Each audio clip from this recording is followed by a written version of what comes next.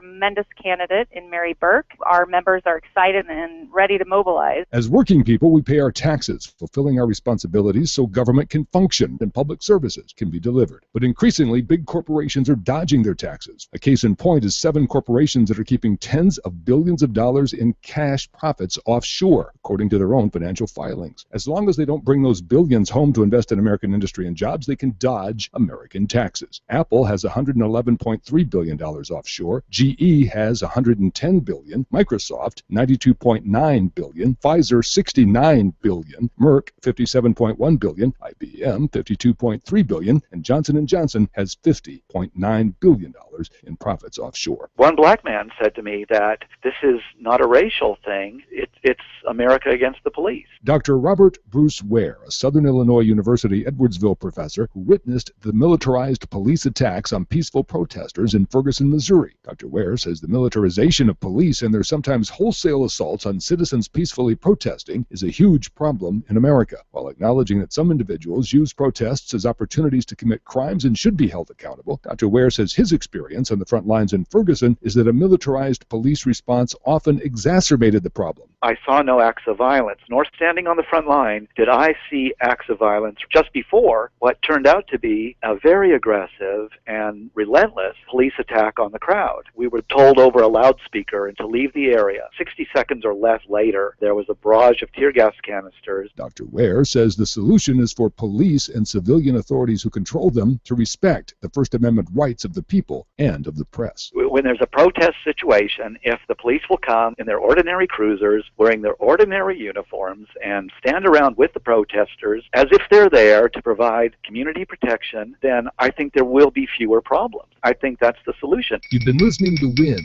Workers Independent News. For more information, visit laborradio.org. It's time for the Rick Smith Show. I want you to get up now. I want all of you to get up out of your chairs. I want you to get up right now and go to the window, open it, and stick your head out and yell, "I'm as mad as hell, and I'm not going to take this anymore!" I don't want to abolish government. I simply want to reduce it to the size where I could drag it into the bathroom and drown in the bathtub. You bet I cut the taxes at the top. How dare you? How dare you? Go ahead. Make my day. The Rick Smith Show starts now. Home long as I remember. This town gonna be here long after I'm gone. East side, west side, people don't surrender. They've been down, but they're still right on. Oh, and this time is my time. All right, love, I hate it, it don't matter. I'm gonna stand and fight. This time is my time. She got her ups and downs, but love or hate, it don't matter. 'Cause this is my time. And welcome, brothers, sisters, working class heroes. This is the Rick Smith Show. Thanks for being here today on the big program. Lots of things to get to, lots to talk about on this Friday before our Labor Day weekend. And today we're going to talk a little bit about the meaning of Labor Day. What does it mean to you? What did we learn growing up as a kid? Get some thoughts, some opinions on that. Also going to delve into the gubernatorial race. Governor Corbett's Healthy PA plan has been approved by the Obama administration. What's that going to mean for the re-election? What's it going to mean for Pennsylvanians who are uninsured? What's it going to mean for the working poor? Because that's what this plan, that's what the Medicaid expansion was supposed to help. The working poor, not the poor. They're going to be okay as long as you're truly indigent. And you can prove you're truly indigent, then we might be willing to help you. That seems to be the American model. Instead of helping people who are struggling, you've gotta really need it. And if not, then you're a parasite. And even then, I mean, we've done the whole parasite to those folks. I'm going to talk about that. Also, the state of Pennsylvania. Mark Price, the Keystone Research Center's labor economist, going to be here to talk about the state of working Pennsylvania. And also in the third hour, we're going to talk with Timothy Kuhn. He's the author of Capitalism versus Democracy, Money in Politics, and the Free Market Constitution. And talk about the direction of the country as we go forward. Are we already an oligarchy? Is it too late? What can we do to change things? September 8th, big day. Make sure you mark it on your calendar. The Senate is going to be voting on an amendment to our Constitution that would undo the disastrous decision that was Citizens United by the Roberts Court. So that, all that, and much, much more. Your thoughts, your questions, your comments, your emails, all of that, Rick at thericksmithshow.com, 1-888-520-RICK, 1-888-520-7425 if you want to jump in the middle of all of that. You know, I go back, over the weekend I saw this horrible tragedy story. A woman who, as the news reports have put out, and I wanted to talk about this yesterday, just ran out of time. But today is the perfect day for it as we move into the Labor Day holiday, as we move into the holiday where we're supposed to look back and go, okay, you know, not just the last party of the year, but how did we get where we are? How did the middle class expand? What rights do we have at work, and who do we thank for? You know, because all of these holidays are supposed to be to look back and be thankful for what we have and how we got them. And Labor Day has been one of those things where the corporatocracy has really kind of said, "Oh, just a big party. Go ahead. We'll have sales, and you can have hot dogs." I look at this story. This woman's name is Maria Fernandez, and the story was she working 4 jobs, 4, 3 of them with Dunkin' Donuts. And we'll get into that in a minute, because to me that again goes back to a whole bunch of shenanigans within our labor law.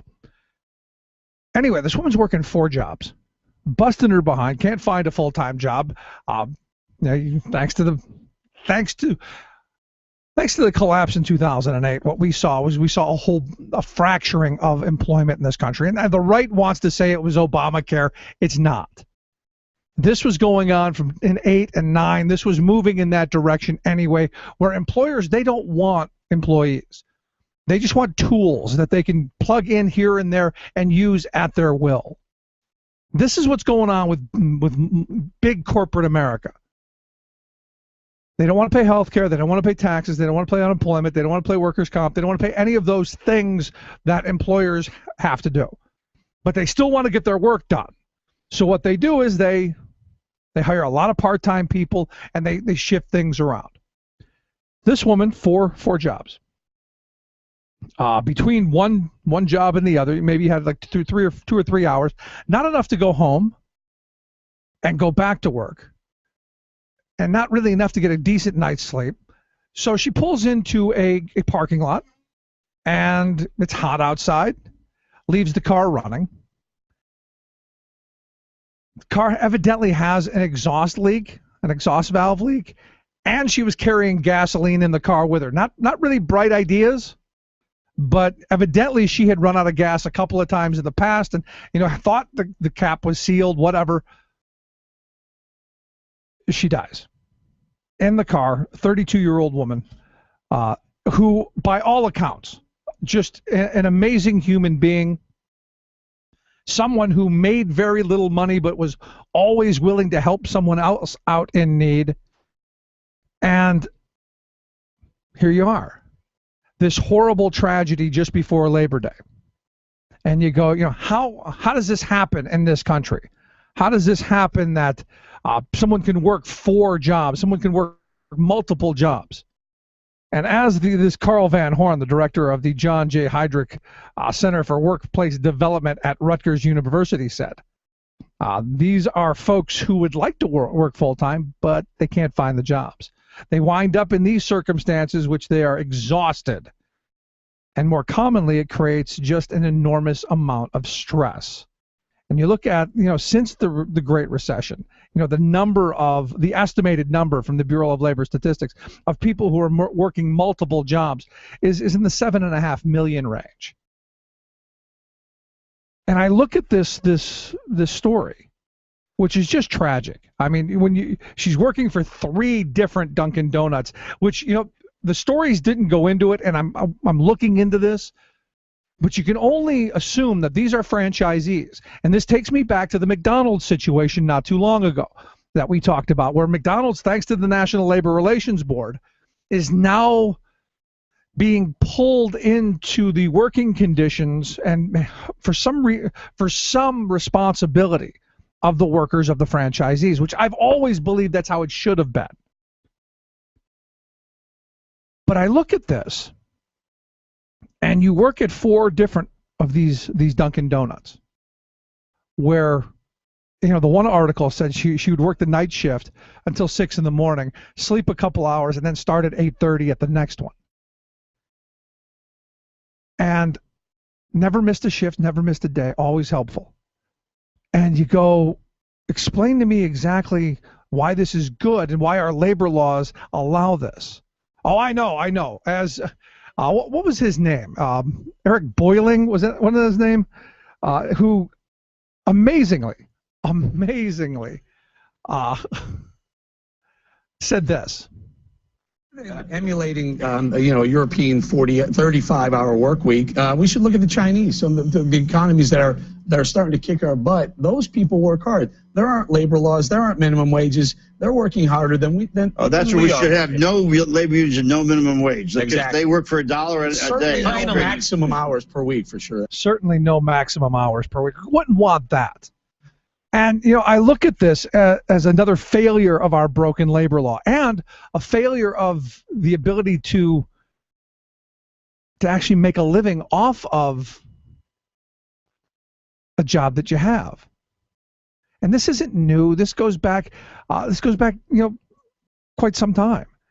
Do you remember when George Bush was running around the country with his filing cabinet talking about Social Security? Right after the election of 2004, he was doing the Let's Destroy Social Security tour. And a woman from Omaha, Nebraska stood up. He went to ask him a question, and here was the exchange. There's a certain comfort to know that the promises made will be kept by the government. You don't have to worry. That's good, because I work 3 jobs, and I feel like I contribute. You work 3 jobs? 3 jobs, yes. Uniquely American, isn't it? I mean, that is fantastic if you're doing that. Thank you. Get any sleep? Get any sleep? And there's kind of the punchline. Made fun of it. Here's a woman who, that wasn't her question. She wasn't looking for applause. Just like I'm sure this woman wasn't looking for anything more than to make a living. And to make fun of this woman in Nebraska. Oh, you work 3 jobs. That's uniquely American. It shouldn't be. Uniquely American should be that proud middle class that we had. That you ask people what they think of the American middle class, everyone goes, leave it to Beaver. Everyone thinks that the mom stays at home and has dinner on the table for the kids, and dad goes out and works and has his slippers ready. That American dream of the 50s, that really probably wasn't that. But you could get by on 1 income.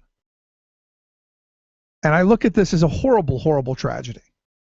One that I hope at some point we look at, and especially with our labor laws, and the part of it that gets me is the 3 jobs she had for 1 company.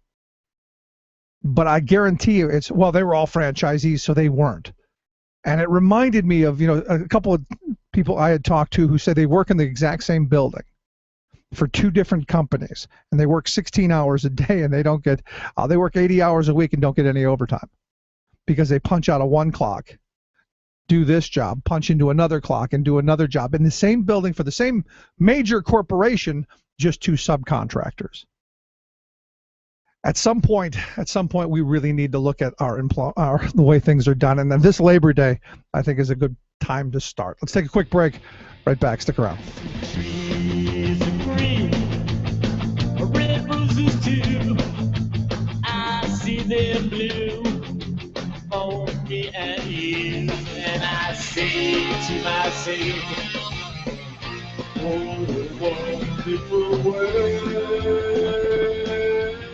Yes, it is all about the children, even after they're born. Rick Smith. It's time for The World in Two. I'm your host, Luke Vargas, reporting for Talk Radio News Service at the United Nations. The UN finds itself at the center of world news today regarding developments in Ukraine.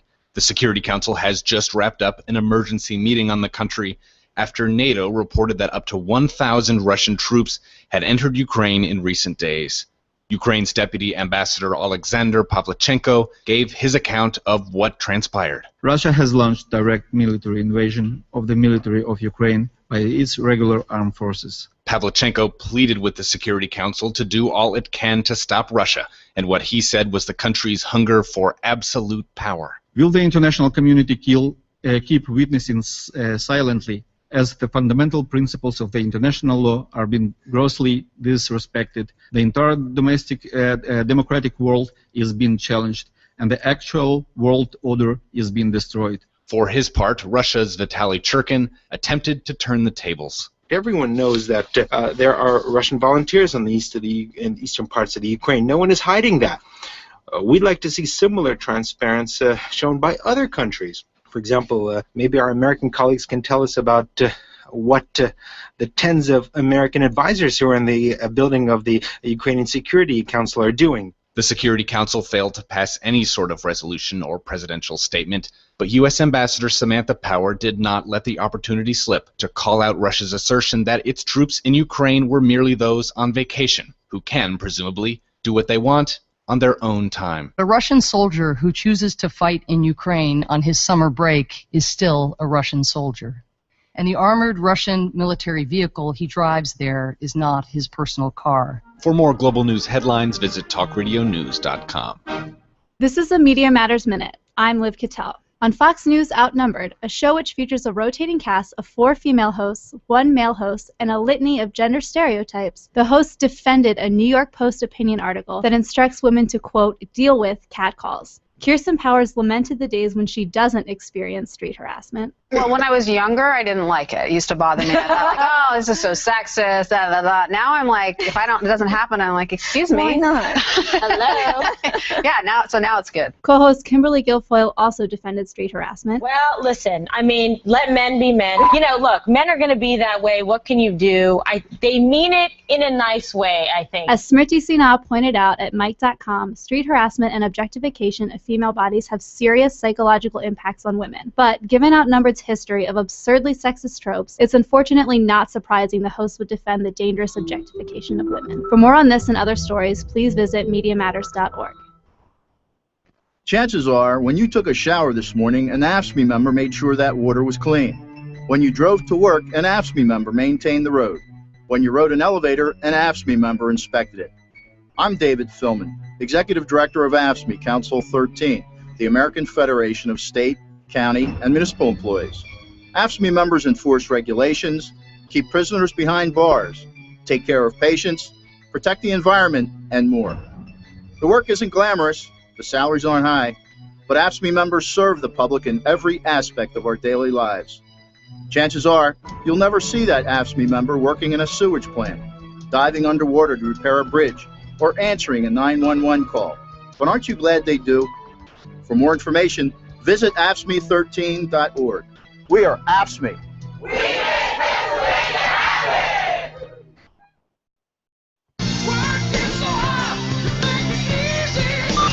Bringing sanity and rational thought back to America. Rick Smith.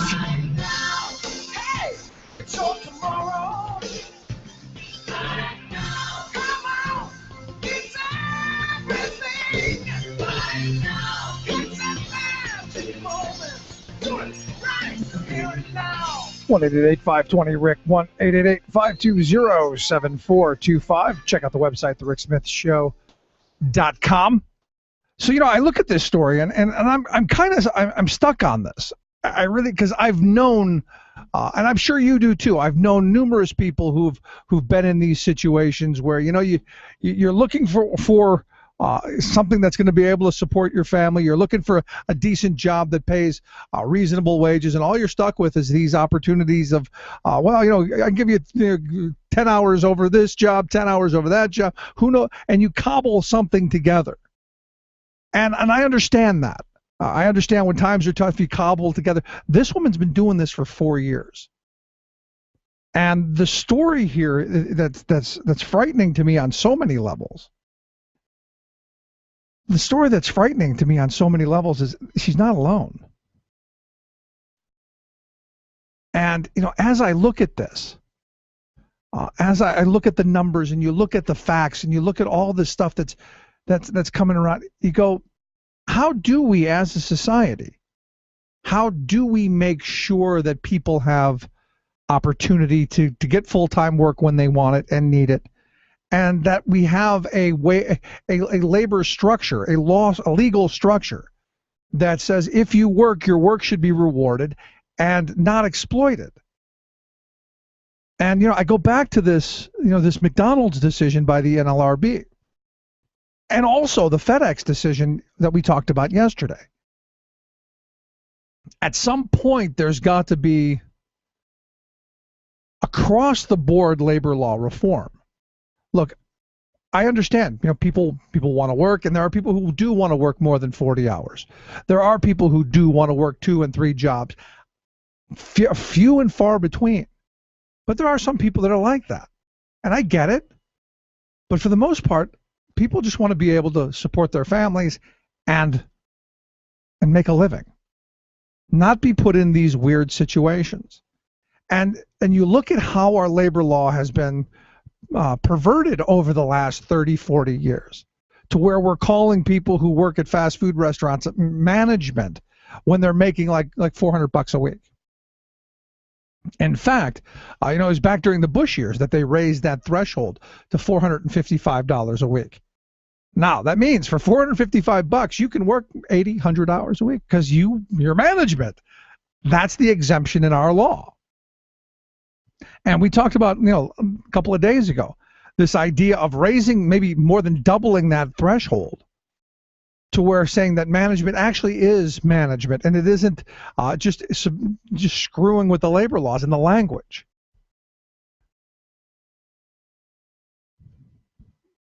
But when you look at this, you look at these kind of stories, and maybe they happen more than we know. Is this what we want the rest of the world to think of us? You know, in this day and age of social media, these kind of stories really shine a poor light on our country. And as you look at it from an outside perspective, because when I first saw it, I was outraged. You know, I'm going, you know, this is exactly the kind of stuff that happens when you have a desperation class of people. When we don't have adequate employment for people. And that is a matter of public policy. You know, this idea that we're going to allow the free market to dictate and the invisible hand is going to guide, and we need to incentivize the very well-to-do so that they'll bestow employment upon us, seems kind of ludicrous to me. To me, we should have policy. And this is why, you know, the other day I talked about the Federal Reserve stating that maybe they were going to start looking at allowing a little bit of inflation and, oh, by the way, maybe going after full employment policy, which I think is extremely important. Because if you have opportunities, and this is what the corporate class doesn't want. They talk about it. You'll hear the right wing talk about, say, well, you know, we don't need unemployment or minimum wage or any of those things. We just need more jobs for people, and then the market will tighten and wages will go up. You know what's happening right now? The labor pool is tightening. It is. They're saying that unemployment is going down. Manufacturers are saying we can't find employees. Trucking companies are saying we can't find employees. All of these businesses are now coming around saying we can't find employees. This woman had 4 jobs. Why? They couldn't find employees. And I look at this and I go, isn't this supposed to be that time where you can't find employees? So in order to attract people to your business, you pay higher wages. I was just reading something the other day that the American Trucking Association is saying that they're about 50,000 long-haul drivers short of what they need. There are all of these jobs out there, and there's no one to do them. Yet wages are pretty pathetic. Working conditions are pretty pathetic. And what's not happening? Wages haven't gone up. The conditions haven't changed. The hours haven't changed. So, what we're told, the bunk we're sold, is that when the market tightens, wages will go up. And that has been true in the past. This recovery, a lot different, because it looks like that there's a concerted effort across the corporate class to say, you know what, we're not going to give health care anymore. And we've got an excuse now. We can blame Obama. We can blame the Affordable Care Act. So we're not going to create any more full-time jobs because we're not going to give those people health care. We would rather employ, and think of this logic for a second. We'll employ them full-time, but we won't give them any benefits. We'll give them more hours, but no benefits. And we're going to blame Obama for saying that if we gave them more hours, we'd have to give them benefits, instead of saying, why aren't they getting benefits? I know, they can't compete. Then again, you start to look at this. If that's the competition level, if this is where we're at, is it right? And for me, the big issue in this story as well, and this is one of those really very big questions. Should Dunkin' Donuts be responsible? She worked for 3 of the franchises, 3 different ones, 2 in that day, and had done it numerous times in the past. I knew someone who told me they worked at a McDonald's at one location, 2 miles, walked 2 miles to the next one, worked there 8 hours a day. They worked 16 hours a day. Their days were 17 hours long. 5 days a week, never a moment of overtime. Are these questions for public policy makers? Are these policies? Are these things that our legislators have to deal with, or is it just the invisible hand? Hey, you knew you were being exploited. You knew that this is a possibility, and it's your own fault. The liberty of contract argument. Is that the right way? Is that what we should be talking about? Or is it just uniquely American? There's a certain comfort to know that the promises made will be kept by the government. You don't have to worry. That's good, because I work 3 jobs and I feel like I contribute. You work 3 jobs. 3 jobs, yes. Uniquely American, isn't it? I mean, that is fantastic that you're doing that.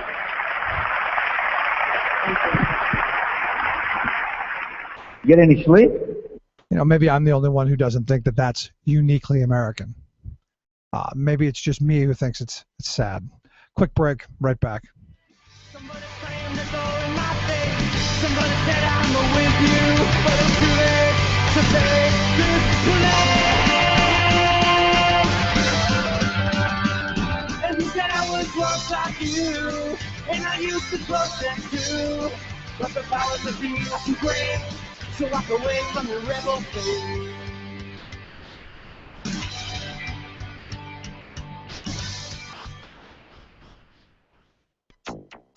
An explosion and fire rocked the BP oil refinery in Whiting last night. Explosion at an Indiana refinery with a history of exploding. We really need to get working on this problem now. UN reports stark warning the window is closing to stop irreversible global warming. $1 million fines for oil and chemical spills. Renewable energy now producing 22% of the world's electricity. Plus, in September, the world's leaders are going to come to the United Nations for the largest ever summit on climate change. And we're going to meet them with the largest mobilization in history. Get ready for the People's Climate March on September 21st. All of those marches and more straight ahead. From BradBlog.com, I'm Brad Friedman. And I'm Desi Doyen. Stand by for 6 minutes of independent green news, politics, analysis, and snarky comment. Setting aside the historical authenticity of ISIS methods, here's a question for you, guys who want to establish their own state. Oh, you captured some oil wells? Great. Now you got to build a bureaucracy to pump that oil, refine it. And what if there's a spill? You think you're radical and determined? Have you met environmentalists? Oh boy, howdy have I. This is your Green News Report.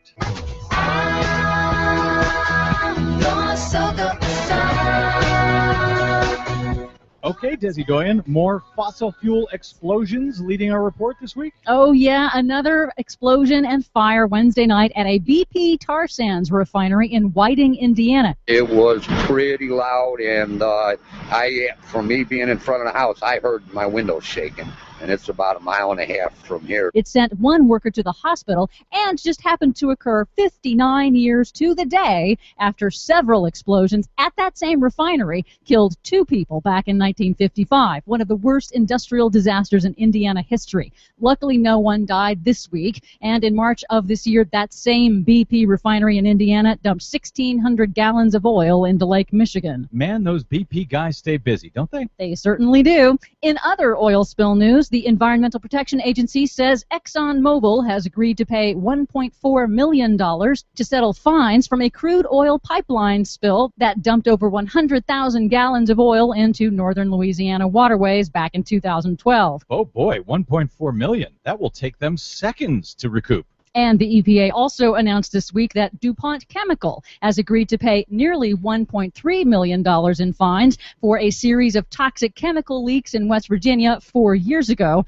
including one that killed a worker. So once again, the moral here, all this crime is well worth it to these big companies. Global warming is already here, fueling extreme weather. Some impacts are inevitable, and if we don't act quickly to cut carbon emissions, some impacts will be irreversible. That's the stark warning in the newest report from the United Nations Intergovernmental Panel on Climate Change in a leaked draft obtained by the Associated Press. It's the most blunt assessment yet, says climate scientist Dr. Michael Mann. We really need to act now if we are going to protect ourselves against what can reasonably be described as truly dangerous and potentially irreversible changes in our climate. That leaked final draft is a summary, the synthesis of the IPCC's 3 previous reports this year on the scientific evidence, the impacts of global warming, and the solutions. Shockingly blunt, this summary baldly warns that continued emissions of greenhouse gases will, quote, cause further warming, long-lasting changes in all components of the climate system,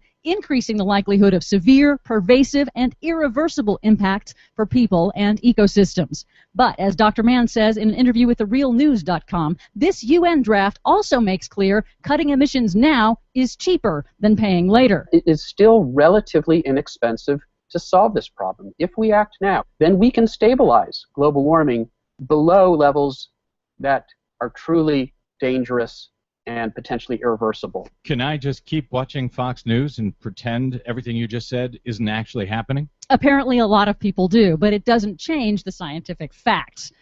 And the International Energy Agency finds that renewable energy grew this year globally at the fastest pace ever recorded, now producing 22% of the world's electricity. That's weird. I didn't see that on Fox News either. And you also didn't see this on Fox News. Banking giant UBS, the largest privately owned bank in the world, says homeowner-generated renewable energy could be cheaper than fossil fuels as early as 2020, at least for people in Europe. That's because they are a left-wing... Wait, what are they again? The world's largest private bank? Oh, never mind. Speaking of action on climate change, the largest public march to demand action is just a few weeks away. The People's Climate March on September 21st in New York City will also have rallies around the world, and it coincides with the special United Nations Climate Summit in New York on September 23rd, says Evaz.org Executive Director Rikin Patel. The People's Climate March will kick off an 18-month battle, literally to save the world. Oh, we're going to have a lot of stories coming up about people getting arrested in New York City, aren't we? Yep. Just guessing. See you in September. For much more on that story and all of the ones we couldn't get to today, please, as always, check out our website at greennews.bradblog.com. Please consider a donation while you're there to help the Green News Report stay on your public airwaves. From BradBlog.com, I'm Brad Friedman. And I'm Desi Doyen. And this has been your Green News Report. It's September. See you when the summer's through. We're not gonna take it. Hell, we ain't gonna take it. We're not gonna take it anymore. Your proud defender of the working class majority, Rick Smith.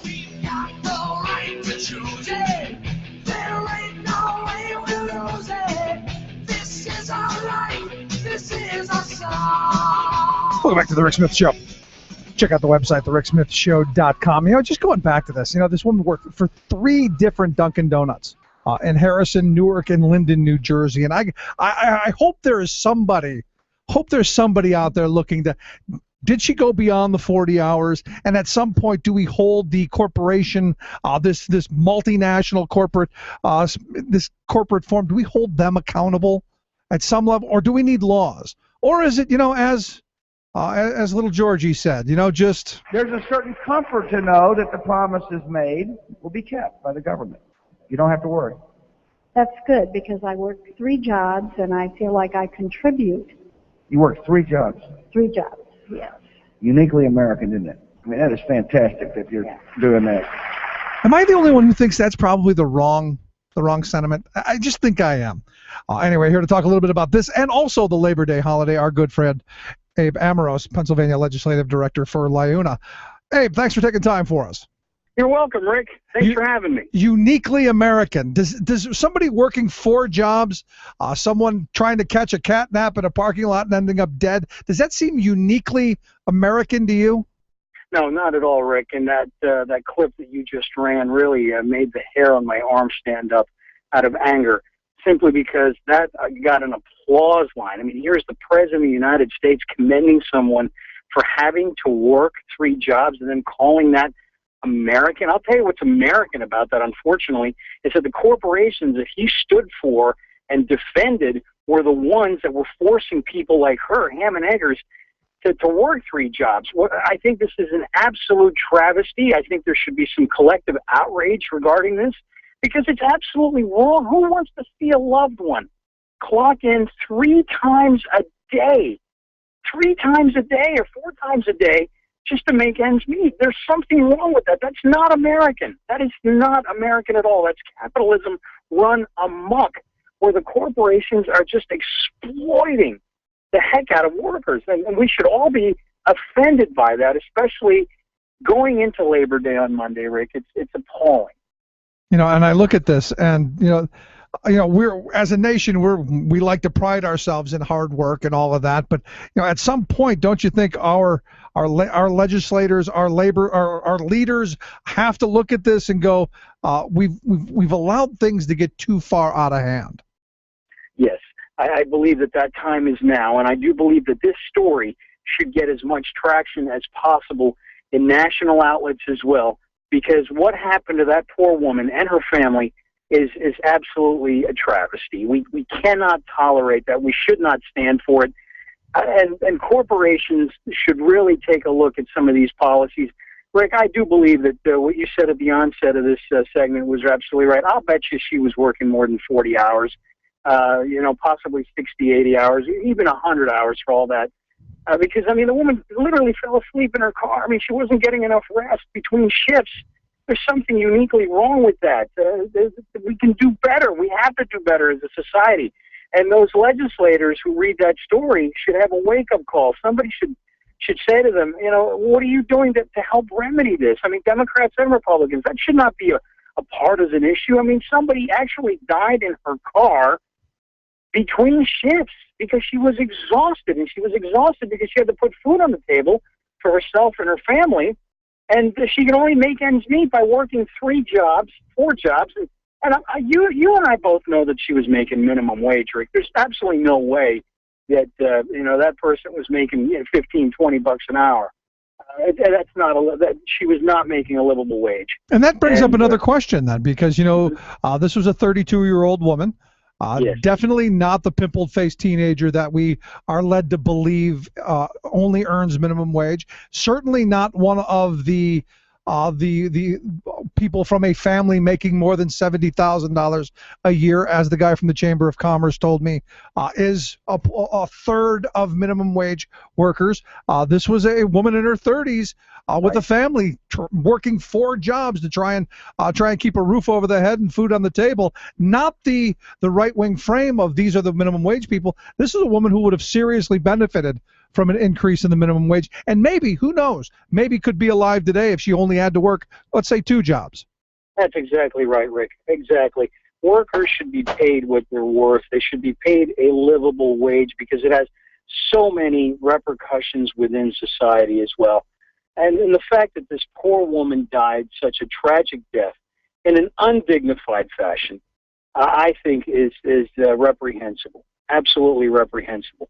I'm hoping that state legislatures look at this problem. I'm hoping that something is done at the national level, although you can't really hold your breath on anything that's being done in Washington today, regrettably. But someone needs to talk about this, and I hope that other news outlets pick this story up, run with it, and ask, particularly going into Labor Day weekend, why did this woman have to die this way? This is wrong. We have to do better as a nation. And the thing is according to the Bureau of Labor Statistics, she's not alone. She's one of 7.5 million, according to their numbers, of people who are working multiple jobs trying to make ends meet. That's right, Rick. There's something fundamentally wrong with our system where that many people have to work 2 jobs.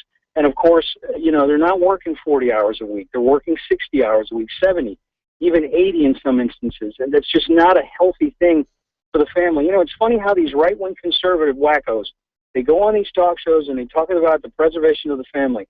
You really want to preserve the family? Give people a decent, livable wage, something that they can cling on to, something that they can have for a long time that's going to help them and their families. Provide them with health care. Provide them with a pension package as well. And that's the way you preserve the family. It's amazing how the social issues never overlap with the economic ones.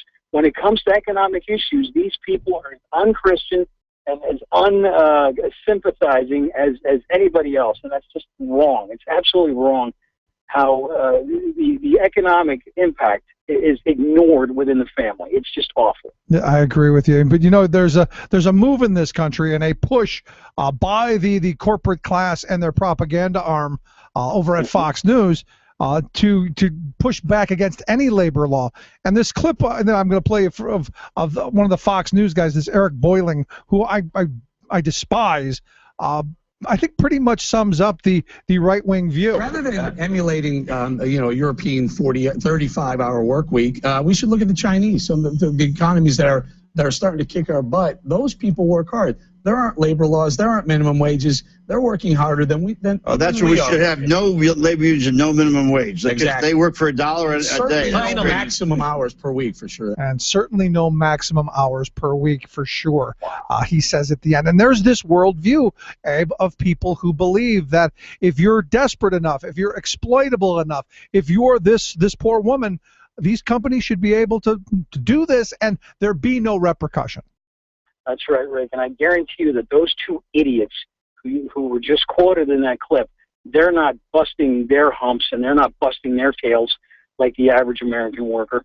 They're skating, they're coasting, they're getting paid buku bucks to be talking heads on nonsensical programs such as the ones that Fox airs because, it's amazing. Everything that applies to other people won't apply to those guys. They're creeps, and it's wrong and it's unjustifiable. And who wants to work for unlimited hours without protections in place? Who wants to work 12 hours a day for $1 a day like these clowns were intimating in the Chinese society? It's absolutely ridiculous. When you look at the European model, they work 35 hours a week. They take 6 weeks off for vacation. When you look at Americans, they're fried.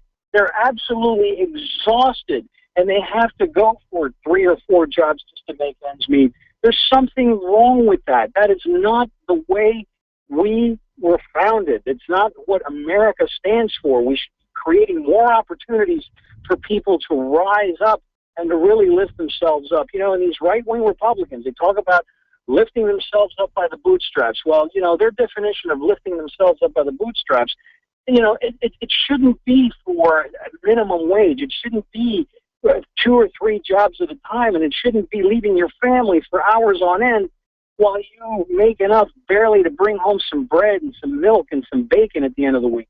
It's wrong. It has to be re-examined, and we need to keep talking about it, because right now, Rick, the corporations are winning. Greed is winning over good, and that is the fundamental argument that we have today, and the challenge and the struggle that we're facing on a daily basis. And I can't think of a better time to be talking about this than a few days before Labor Day. And hopefully this will bring some focus for people, and that's just not the last party of the year, and not just an extra day off of work, but it's actually something that we reflect upon. And I was curious, you know, in your family, what are the plans for this Labor Day holiday? Well, I'll be marching in a Labor Day parade in Philadelphia with the laborers, and of course, when we get back, we're going to celebrate the fact that, you know, we have good-paying, family-sustaining wages that help support our family, that help my daughter go to a public university, that help my daughter prepare to go to a public university, my other daughter to prepare to go to another public university in Pennsylvania, and really just to celebrate the fact that unions brought the 40-hour work week with health care, with pensions. We eliminated child labor laws in this country, and we're the ones that brought you the weekend. You know, I remind my friends who are not as sympathetic. I mean, I have friends with MBAs who work for hospitals in the corporate sector, and they're always saying stupid things like, "Oh, the unions are destroying America." No, absolutely not. The unions are the ones that are preserving the middle class, and without the unions, we would have a race to the bottom that would make anybody's head spin. And we need to remember these things on Labor Day, because it is an American holiday for a reason.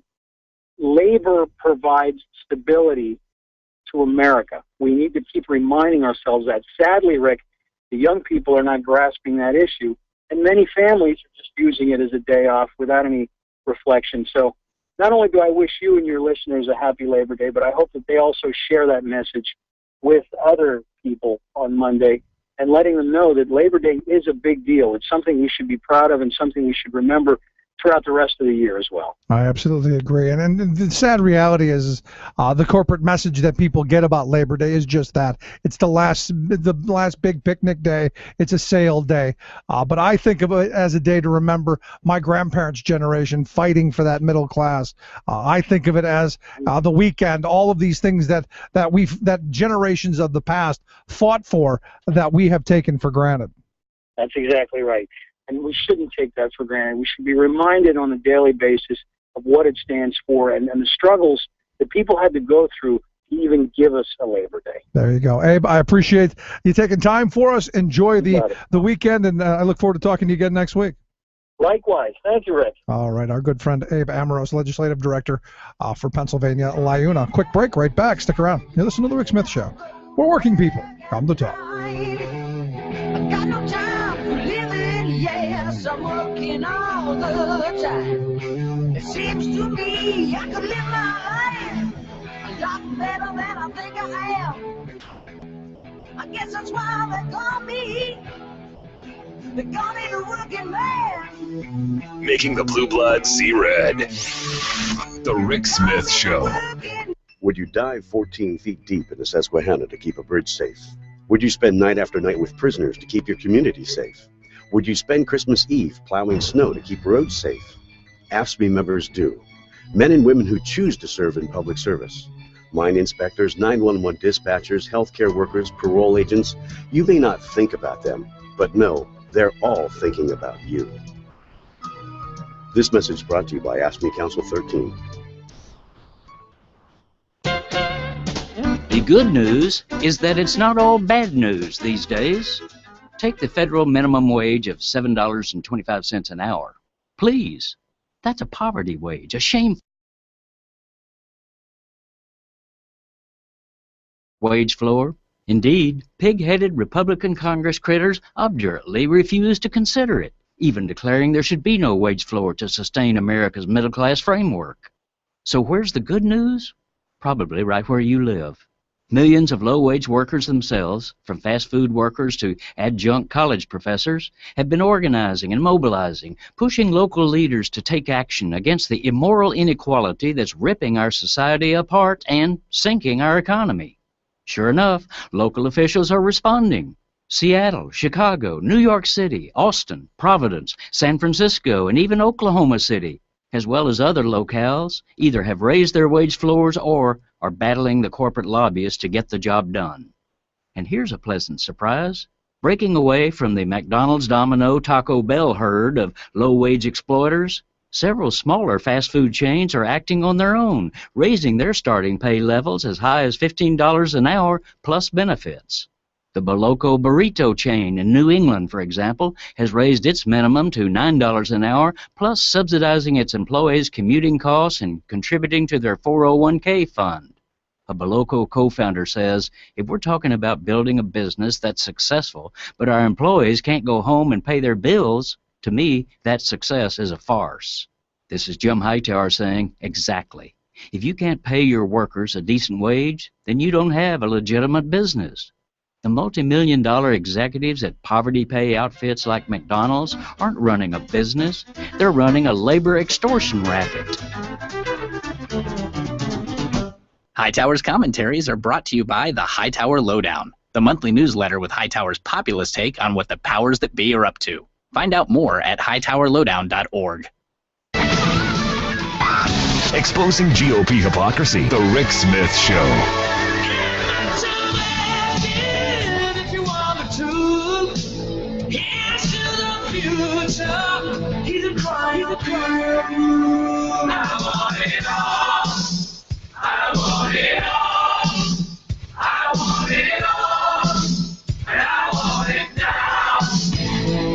Welcome back to the Rick Smith Show. Brian sent me an email during the break questioning why this is a good topic to politicize.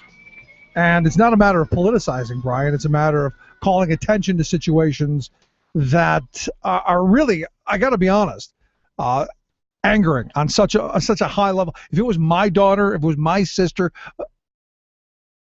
how can you not be outraged when you see when you see this kind of exploitation going on, and it's encouraged by a political party in this country? This whole setup was fought for by these big companies. This is what they wanted. This business-friendly mentality and this view of taking us back to those days of liberty of contract. This idea that, well, she knew what she was getting into. No, she didn't have a choice. We love to think that, we make choices. We love to think that, well, I can make my own deal. And for years, I used to tell people, yeah, you can make your own deal, really bad ones. And as long as it doesn't affect the rest of us, go ahead. But what's going on in this country is you've got so many people who are left in these untenable positions that they end up being exploited and don't have a choice. And you go, well, the shame on them. No, shame on all of us. Because, like it or not, we're all in this together. If we allow someone like this woman to be injured, who's next? She's not alone. There are 7.5 million people just like her in this country. Should they not have representation? Should they not have something that's going to make their lives better? I mean, we give huge amounts of tax breaks away. We give huge subsidies to these big corporations. We basically throw rose petals at their feet. Yet somehow, labor, not so much. Which reminds me of the Abraham Lincoln quote. Labor is prior to and independent of capital. Capital is only the fruit of labor and could never have existed if labor had not first existed. Labor is the superior of capital and deserves much the higher consideration. Where is that Republican mindset? Where is that positioning? Where is it where we start caring more about, when will we start caring more about the workers than we do about the corporate profits? Yesterday we talked about the guy who was the CEO of Kroger, the supermarket chain, who called his his final year salary of $13 million, said it seemed even ludicrous to him that he would make that kind of money. And he even admitted, he himself, in the bottom tier of CEOs when it comes to pay. And you look at all of this wealth that's being accumulated at the top, taken from the people who produced it, like this woman. You know, we just said the other day, medium CEO pay has hit a record high, $10 million a year on average. It's risen more than 50% over the last 4 years. And what did the workers get? Over the last year, nationwide, you're looking at 1.3%. Here in Pennsylvania, it was a negative 0.5%. So as their incomes are skyrocketing, the people who are actually creating the wealth, the labor that created the wealth before the capital could even exist, they're being robbed hand over fist. And over the past 3 years, you've seen CEO pay skyrocket 127 times, while workers pay 1.3%. And this is not just since the recession thing. This has been going on systematically since the 60s. When the wealth class of this country said we no longer want to have to be ashamed of us stealing, they began funneling money into these huge think tanks, funneling money into these huge campaigns. And for what reason? Well, the idea is more for them and less for us. And it's worked for them. They're doing wildly well. And this is the thing that gets me. You go back to the socialist days of Eisenhower, that top marginal tax rate. And maybe this has something to do with it. That top marginal tax rate of 92% in 1953, which meant if you made over $1.6 million in today's money, that dollar over was taxed at one point, or was taxed, dollar over 1.6 million was taxed at 92%. Kennedy comes in, drops that 92% rate down to 70. Then you start to see CEO pay going up. Because, hey, it's now worth paying me all this stuff now. Then you see Reagan come in. He drops it down to 50, then down to 28. And then you see this massive gulf. You see this huge gap. The salaries we're now living in completely two different worlds. And I've always said that what we should be doing, above all else, what we should be doing is looking at our tax code and saying, hey, how can we discourage this kind of separation? How can we make sure that work is rewarded, that families are stable, that communities are secure, that investment is there for things like roads and bridges and education and technology for the future and all of those things that we've come to expect? How do we make sure that's there? Is our current tax code sufficient? And we keep hearing people say, well, we're broke, Rick. You know why we're broke? Because we've given all of the money to people who aren't spending it here. The greatest thing about that 92% top marginal tax rate is that it made people spend money here. Nobody paid that top marginal tax rate, but they used the money right here. To me, that's the important part of this. Let's take a quick break. Right back. Stick around.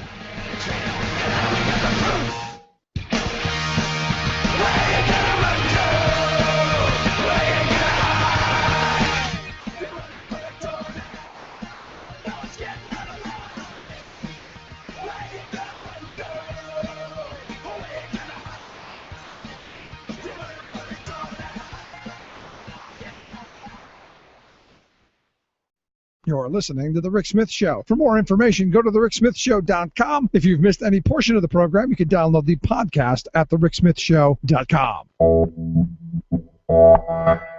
You're listening to WIN, Workers Independent News, a production of Diversified Media Enterprises. I'm Doug Cunningham. President Barack Obama is including Milwaukee, Wisconsin on his Labor Day schedule. AFL-CIO Secretary Treasurer Liz Schuler will also make Labor Day stops in Wisconsin. Schuler will be at Madison's Labor Temple for the Wisconsin South Central Federation of Labor's Labor Day celebration. She told Workers Independent News that Wisconsin was ground zero for labor struggles in 2011 and remains an important labor hub today. Wisconsin's a key state. The president coming to Wisconsin, actually, I had made my plans before he decided to come to Wisconsin, and I'll be traveling not only to Milwaukee but also to Madison and be meeting with activists and leaders, but also we're hosting a youth roundtable to tap into that energy and that excitement and enthusiasm with young workers. We have the governor's race once again before us and a tremendous candidate in Mary Burke. Our members are excited and ready to mobilize. As working people, we pay our taxes, fulfilling our responsibilities so government can function and public services can be delivered. But increasingly, big corporations are dodging their taxes. A case in point is 7 corporations that are keeping tens of billions of dollars in cash profits offshore, according to their own financial filings. As long as they don't bring those billions home to invest in American industry and jobs, they can dodge American taxes. Apple has $111.3 billion offshore. GE has $110 billion. Microsoft, $92.9 billion. Pfizer, $69 billion. Merck, $57.1 billion. IBM, $52.3 billion. And Johnson & Johnson has $50.9 billion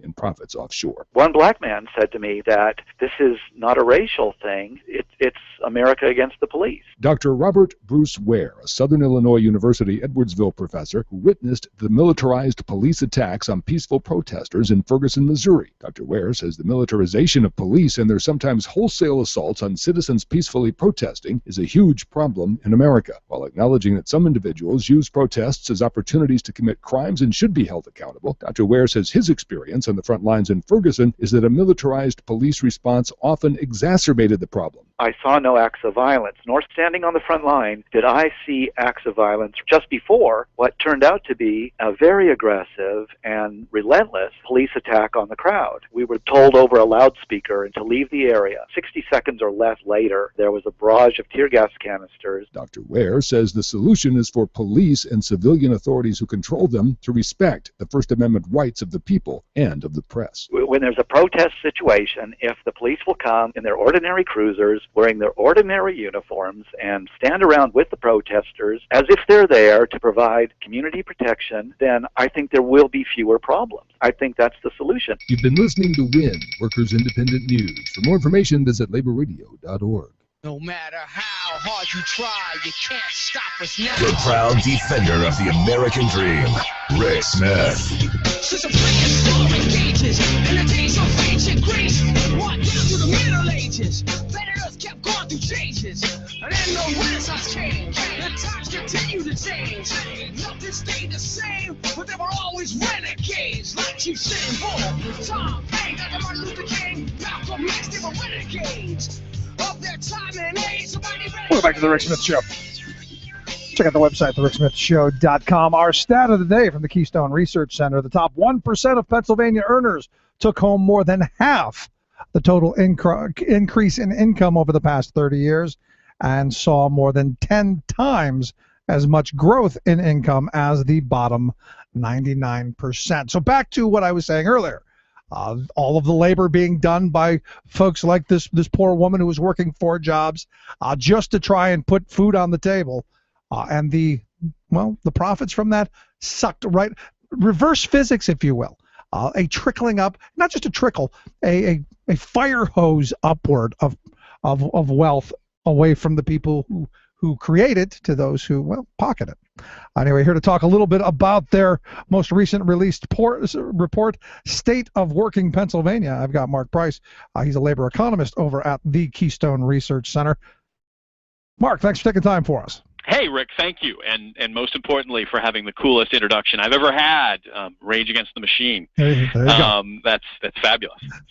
So what's the grade? I mean, Pennsylvania, the more jobs governor, 3.5 years of Corbett policies. I saw his report. He's created hundreds of thousands of jobs. Everything's great, right? Not so much. What we did is we took a look at a long list of things. We looked at job growth, one of those things. And actually, in terms of job growth, we got a D. a D on manufacturing job growth, and a D minus on overall job growth. So certainly not very good. Looking at labor market slack, so the extent to which people are having trouble finding employment, we got a D plus, for instance, on underemployment. Looking at wages and income, we got a C minus on the growth in wages. Looking at overall economic growth, we got a C. So clearly, Pennsylvania didn't actually do very well, in at least on our grading scale. And our grading scale was pretty generous. Overall, Pennsylvania got a C minus, and that's generous. That's generous. That's generous. We only had we made room at the bottom for 3 states to get Fs, and I think 11 or 12 states could get an A theoretically in our. We curved the grading scale so to make things a little better. And on that curve, Pennsylvania at least got a C minus. But yeah, it's below average. Yeah, I got to tell you, I'm listening to this report card, and I would be less than thrilled if one of my kids came home and said, "Here's what I did." Right. And just to be clear, what we're doing is looking at changes in each of these things, in job growth, in wages, in economic growth, consumption spending, all of those things relative to the other 50 states. And in all of those measures, Pennsylvania does very poorly. Really, there's only one. Our best grade really is on unemployment. We got a B minus, so slightly above average because of the decline in the unemployment rate. But again, that was offset by a D plus in the underemployment rate, which is a broader measure, and it picks up all those people who are working part-time for economic reasons. So although we did better on the fall in unemployment, just the terrible job growth that we've experienced is showing up as people sort of making do, working at less than full-time, even though they would like full-time work. So basically, your report walks hand in hand with the article that I've been citing for the last couple of weeks from the newspaper of the investor class, the Wall Street Journal, that said Pennsylvania has the 4th slowest growing economy in the country and has a lot of problems. Even though we're saying that we're having we're the Saudi Arabia of America and natural gas. That's right. People do a lot of very strange things with numbers and statistics and make some very strange arguments. I mean, we are certainly producing a tremendous amount of natural gas, but we're not taxing it at the same rate that other states are. And no surprise, we've seen very little revenue growth. And even though we were at historic levels of gas production, like I said, employment is ranked 47th since January 2011. Compared to the 50 states. I mean, that's terrible ranking. And it just reflects that, our economy has not been performing terribly well. Well, of course, it's got to be Obama's fault, right? I think the way someone put it to me on the phone yesterday was, well, clearly aren't there things like the war on coal at play here? And again, you sort of have to explain to people. There is a war on coal. It's called natural gas. Natural gas. Well, yes, but even if that war is successful, either coal and natural gas represent less than 1% of all employment in the Pennsylvania economy. They're just not the drivers. We're not West Virginia, nor are we North Dakota, and so the bulk of our economy is outside the gas and natural resource extraction sectors, and that economy just hasn't been performing well. I think one of the things we make a point of in the paper is looking at sort of, well, what happened? How come all of this went the way it did? And as you go through the numbers, what you see is that broadly economic growth in Pennsylvania was strongest since the recovery began in 2010. And then progressively every year since then, economic growth has slowed each year in Pennsylvania. So we're still growing, but we're growing much more slowly each year. And what we argue, looking at the data, is that what you can really see quite clearly, especially in the job numbers, the monthly pace of job creation peaked in right about the early part of 2011 and then began to decline. And clearly that's being driven by the fact that we have lost roughly 27,000 jobs in the education sector in the state of Pennsylvania. And something happened in January of 2011, if I'm not mistaken. That's right.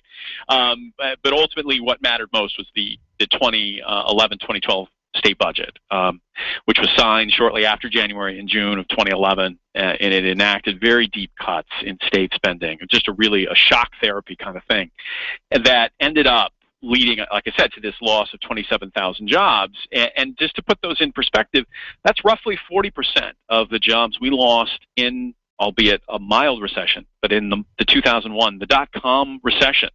That's a shocking thing to do when technically you're supposed to be in recovery. It's a little mini recession right in the middle of a period of really close to peak unemployment. You don't want to do that.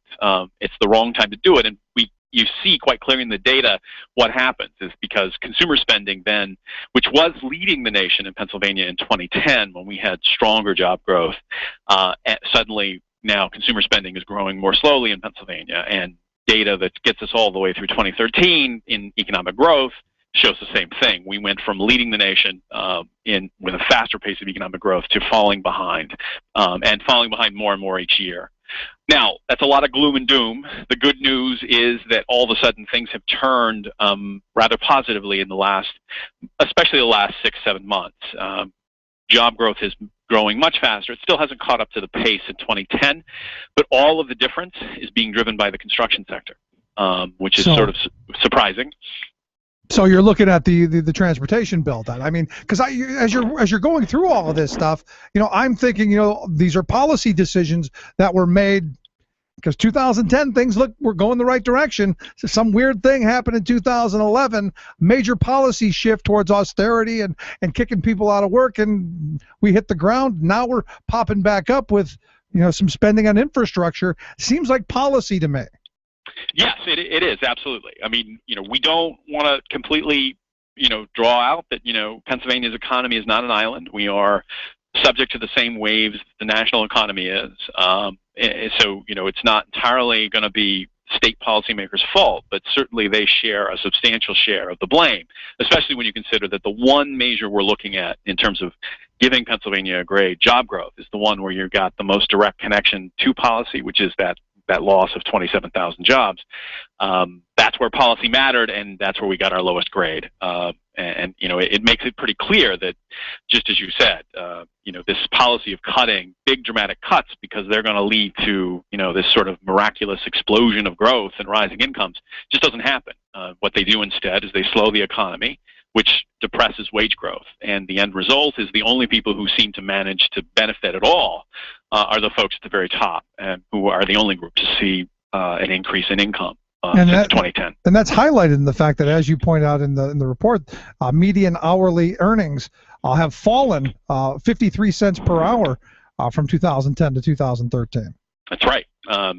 Sort of that typical worker right there in the middle, around $15 an hour, they're worse off in Pennsylvania than they are in the nation, although, again, the nation's not doing terribly well either. We're just doing a slightly bit worse, which, again, is troubling because we just came out of the worst recession since the Great Depression. If you want income growth, you need very tight labor markets. And policymakers in Washington, to a degree, but also here in Pennsylvania, have been taking steps to make the situation worse. And really, the final effect is to hurt working families. And that comes back to firing nearly 30,000 education professionals across the state. And as the governor loves to run around and say that Pennsylvania's government is smaller than it's ever been because we kicked all those people to the curb. So basically, those decisions, that's a big driver of the free fall of our economy, then, right? I think that's right. So to me, then the idea is maybe we need to get rid of the guy who made the decision.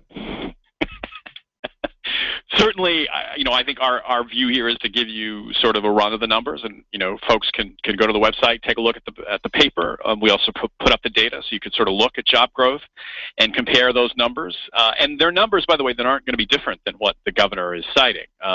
It's just, as with any number, context matters a lot. And so if you're judging the pace of job growth or the pace in growth in wages, you want to look at how other states are doing.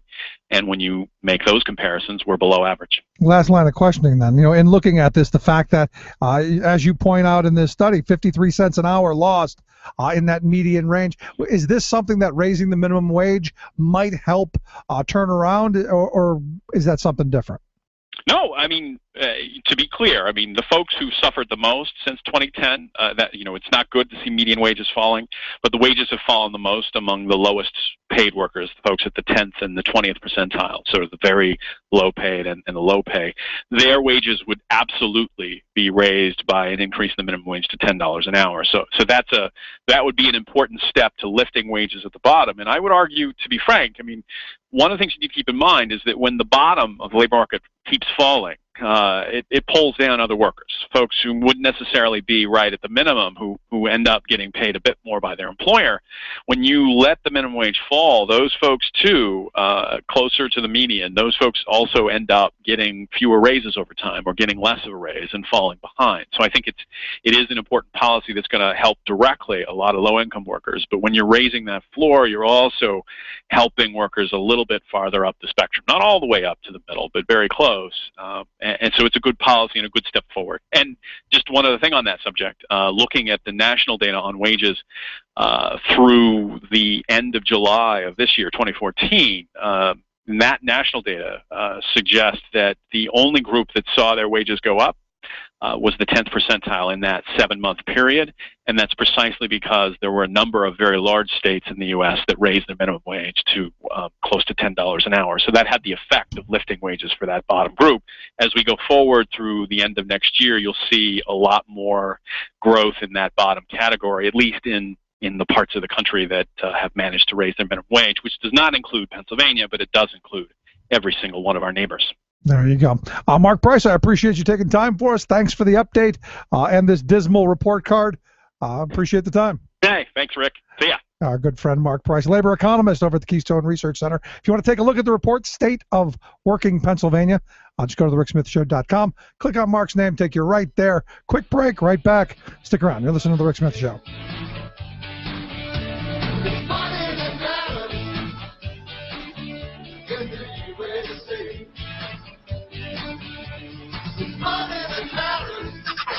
You're listening to The Rick Smith Show, where working people come to talk.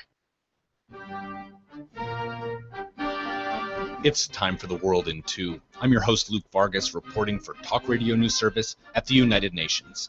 The UN finds itself at the center of world news today regarding developments in Ukraine. The Security Council has just wrapped up an emergency meeting on the country after NATO reported that up to 1,000 Russian troops had entered Ukraine in recent days. Ukraine's Deputy Ambassador Alexander Pavlichenko gave his account of what transpired. Russia has launched direct military invasion of the military of Ukraine by its regular armed forces. Pavlichenko pleaded with the Security Council to do all it can to stop Russia, and what he said was the country's hunger for absolute power. Will the international community keep witnessing silently as the fundamental principles of the international law are being grossly disrespected? The entire democratic world is being challenged, and the actual world order is being destroyed. For his part, Russia's Vitaly Churkin attempted to turn the tables. Everyone knows that there are Russian volunteers on the eastern parts of the Ukraine. No one is hiding that.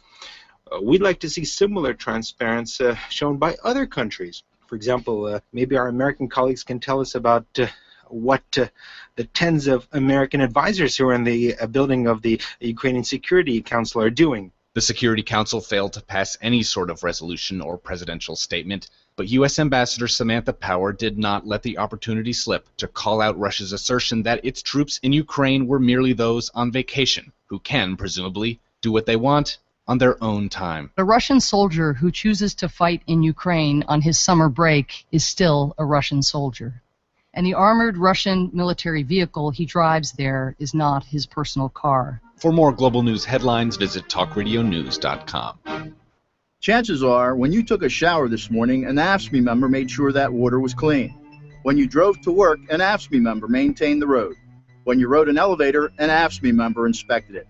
I'm David Philman, Executive Director of AFSCME Council 13, the American Federation of State, County, and Municipal Employees. AFSCME members enforce regulations, keep prisoners behind bars, take care of patients, protect the environment, and more. The work isn't glamorous, the salaries aren't high, but AFSCME members serve the public in every aspect of our daily lives. Chances are, you'll never see that AFSCME member working in a sewage plant, diving underwater to repair a bridge, or answering a 911 call. But aren't you glad they do? For more information, visit AFSCME13.org. We are AFSCME.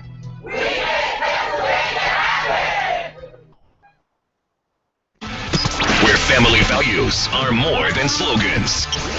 The Rick Smith Show.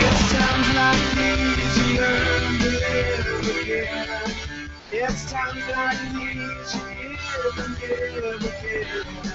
It's times like these you learn to love. Welcome back to the Rick Smith Show. Check out the website, thericksmithshow.com. So yesterday, the big news was from the Center for Medicare and Medicaid Services. They have announced that the Corbett plan, this Healthy Pennsylvania, has reached the final hurdle, and they have given their approval. Here to talk a little bit about the Healthy Pennsylvania plan and what it means for folks here in Pennsylvania. I've asked Erin Neinhauser. She's Education and Outreach Director over at the Pennsylvania Health Access Network. Erin, thanks for taking time for us. Oh, no problem, Rick. Thanks for having us. So in looking at this approval, which I got to be honest, I'm kind of surprised it got approval. Yeah, well, so the Healthy PA that was approved is a lot different than the Healthy PA that Governor Corbett wanted, and a lot different than the one that he originally proposed late in 2013. So if you're looking at it just in terms of a percentage, how much did Corbett win with the approval of Healthy PA? About 84% of the changes that Corbett wanted were not approved. So the Healthy PA waiver that was approved is really substantially different from the one that he sought. There are still some things that concern us as advocates, but overall, they, CMS held the line on a lot of really important things, and they listened to Pennsylvanians, to patients, to providers that raised concerns with some of the most troubling aspects of the governor's original proposal. Well, I got to tell you, I'm happy to hear that. So walk me through this. What does this now mean? We're going to move forward with something of the expansion, so folks are going to be able to get care. Walk me through it. So enrollment will start December 1st, and coverage will be effective January 1st. And that's really important for the hundreds of thousands of low-income, mostly working people who were stuck in the coverage gap who weren't able to get insurance in 2014. We don't know yet what insurance companies will be offering the coverage, but we do have some sense of what the system will be like.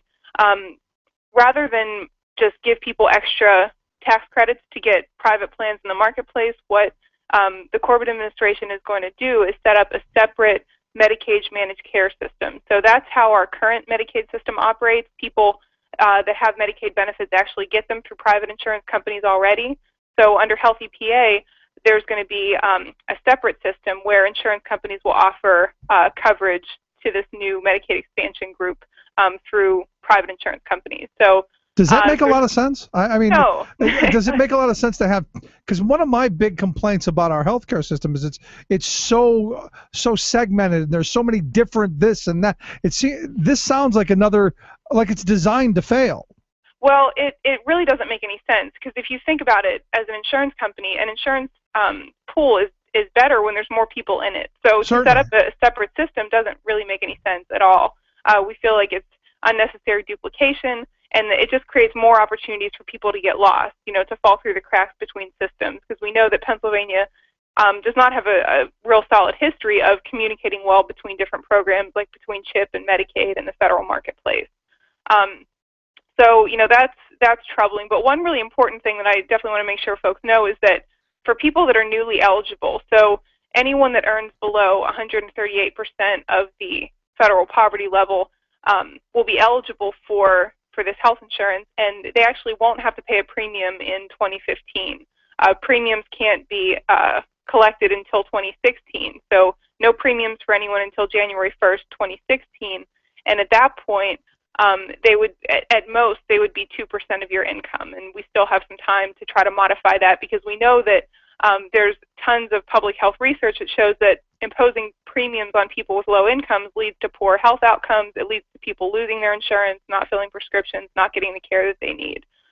But for folks that are going to be enrolling, and again, enrollment will open December 1st. For coverage, it'll kick in January 1st. In that first year, no premiums. And that, to me, that's a step in the right direction. And the hope is whoever the next governor is strengthens some of this. Yeah, absolutely. And if there's a new administration, they'll have the power to decide what parts of Healthy PA they want to keep or scrap, or if they want to scrap it entirely. So we're going to be making a really strong case, and we've already launched a petition, which is up on our website, on www.coverthecommonwealth.org and on our Facebook page, where people can sign and take action against Corbett's cuts to our current Medicaid program. So we really want to demonstrate that people are outraged and upset about these cuts and don't want them to happen. And that way, if we have a new governor, he can throw the brakes on that plan. Yeah, I mean, but to me, there's no surprise that that this governor's plan would attack those who are the most vulnerable. And I look back to one of his first decisions, kicking some 41,000 people off of adult basic, and there was the time 89,000 kids off a CHIP. This does not seem like a guy whose main concern is making sure that people have health care insurance at the bottom of the economic scale. No, absolutely not. And his record on healthcare has been absolutely terrible. And if you just see some of the reaction on our Facebook page, people are glad to know that the coverage gap is going to close, but it's too little, too late. For most people, they understand that Corbett is likely not acting out of a place of genuine concern for folks that are low income, but is really feeling the pressure. We saw poll after poll that shows that Medicaid expansion is very popular in Pennsylvania. A poll in April by Public Policy Polling showed that about 60% of voters supported traditional Medicaid expansion and that it was a motivating factor in their decision to vote. So I think, the governor was reading the tea leaves, looking around at all of our neighboring states that expanded coverage without delay, and really feeling the pressure, both from the grassroots and also from providers, from hospitals and doctors. It's interesting you brought up that everyone around us has taken it, because I've talked to people in other states where they're the same situation. They're surrounded by states that have taken it, and you end up having healthcare refugees, people who are going to other states trying to get healthcare from those states, and kind of almost pulling the systems down in other states, which I kind of feared for the people around us. Well, the benefits of Medicaid expansion are enormous and documented far and wide. So, we've had all kinds of economic impact studies looking at this, new jobs created, new federal funding coming into our economy, new economic growth. It's a good, smart, fiscally responsible thing to do, and we've seen all the states surrounding us that have expanded are seeing those benefits already. So by delaying action for a year, we missed out on a lot.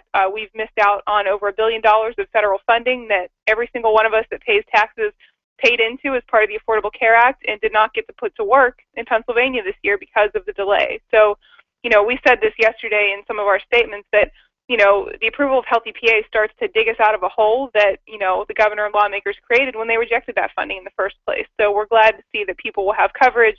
Obviously, we don't want to see anybody shut out, but we're going to be really active in making sure that, the governor doesn't use this as an opportunity to take one hand and give people coverage and with the other hand rip it away from, like you said, the most vulnerable, people with disabilities, seniors, pregnant women, the people that need it most. Yeah, I remember the original Health EPA that the governor came out with had a work search requirement in it. Is there anything in this revised Health EPA that has that in it? No, there is not. So CMS said that you cannot use federal Medicaid expansion funding to tie somebody's eligibility for coverage to, bureaucratic work search requirements. And these kind of requirements are difficult to administer. It's new layers of red tape, and it's really, I think, out of touch, to assume that people don't want to work. That's kind of the assumption behind it. When the people that call us, the people that we're trying to help, and most of the people that we've worked with who are in the coverage gap are people that are self-employed. They might have just started a business. They're working part-time. They're working in sectors that have low wages. So these are people that are already working in most cases, or they're taking care of a loved one. So they've got other obligations that are preventing them from working. But you can't tie someone's eligibility for coverage under expansion to whether or not they're working or looking for work. That's what Corbett wanted in the original proposal, and that is not allowed. It shows to me that punitive, that kind of retribution, if you will, that a certain political stripe would want to enforce. And to me, getting people care, making sure that if you get sick, you don't go bankrupt or die, or all of that just seems to me the right thing to do. That we should all have as a matter of right of being a citizen. The ability to see a doctor when we're sick, the ability to be cared for if we're sick. I mean, if I get arrested, I get to see a lawyer, right? Why can't I get to see a doctor if I get sick? Mm-hmm. No, absolutely, and it's good. It's good that we're finally moving in that direction, and we can work on these other issues and problems, and we can definitely stand strong against the cuts. And I think we've already made a strong case, and we have a lot of momentum to show that we're not going to accept these kind of cuts. The kind of things that he's talking about are like taking away services for the chiropractor, for the foot doctor, for people with diabetes, limiting radiology and lab work, and obviously if you're someone battling cancer, that's really troublesome. Limiting the money that people can spend to get a wheelchair. Most of the folks in our current Medicaid system, the only way you were on it is if you had a serious health condition or if you were pregnant. So these are the folks that really need services the most. And so, the cuts are especially intolerable and really short-sighted. If you make it impossible for someone to manage a condition or to recover, that's going to end up, destroying that person's health and also costing everyone else a lot more money. So it doesn't make any sense. We're going to be active in fighting it. So I would just encourage people to, go to our Facebook page, PA Health Access Network, go to coverthecommonwealth.org, sign the petition, share it with your friends, and just, help us stop the cuts before January 1st when they're set to take effect. There you go. We'll make sure we get links at thericksmithshow.com. I'll just click on Aaron Neinhauser's name. It'll take you right there. Last question I've got for you, in looking at this, between now and that coverage period, what are people supposed to do? Is there any gap for folks that are uninsured right now? So for folks that are uninsured right now, please call our helpline. I want to give the number slowly. It's 1-877-570-3642, and we can make sure it's up on the website too. Get in touch with us, especially in November and December, so that we can help you enroll. There's nothing that people can do right now this minute, but open enrollment for Healthy PA coverage will start December 1st, and people can actually start going to the doctor and using their coverage January 1st. But you can't enroll just yet, but we can talk to folks, get them ready, and get them prepared. There you go. Aaron, I appreciate you taking time for us. Thanks for coming on and filling us in on this Healthy Pennsylvania. No problem. Happy to do it. Thanks so much. Let's take a quick break. Right back. Stick around. You're listening to The Rick Smith Show. We're working people. Come to talk.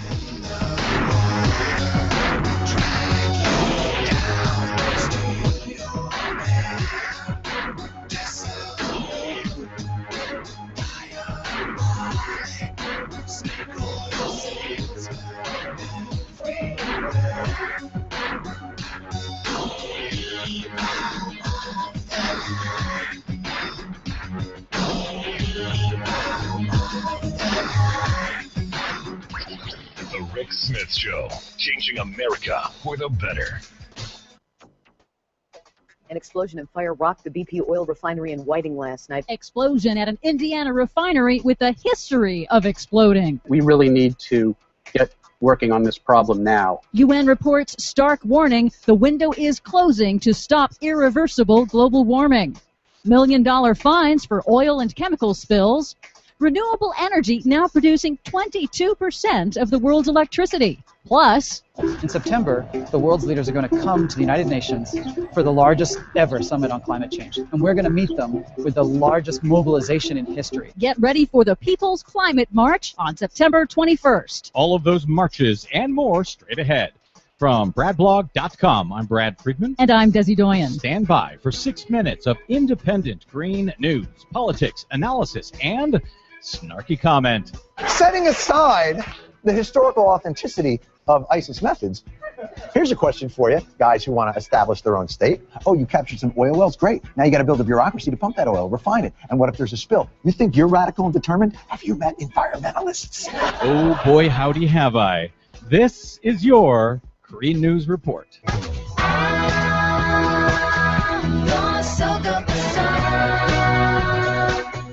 Okay, Desi Doyen, more fossil fuel explosions leading our report this week? Oh, yeah, another explosion and fire Wednesday night at a BP tar sands refinery in Whiting, Indiana. It was pretty loud, and for me being in front of the house, I heard my windows shaking.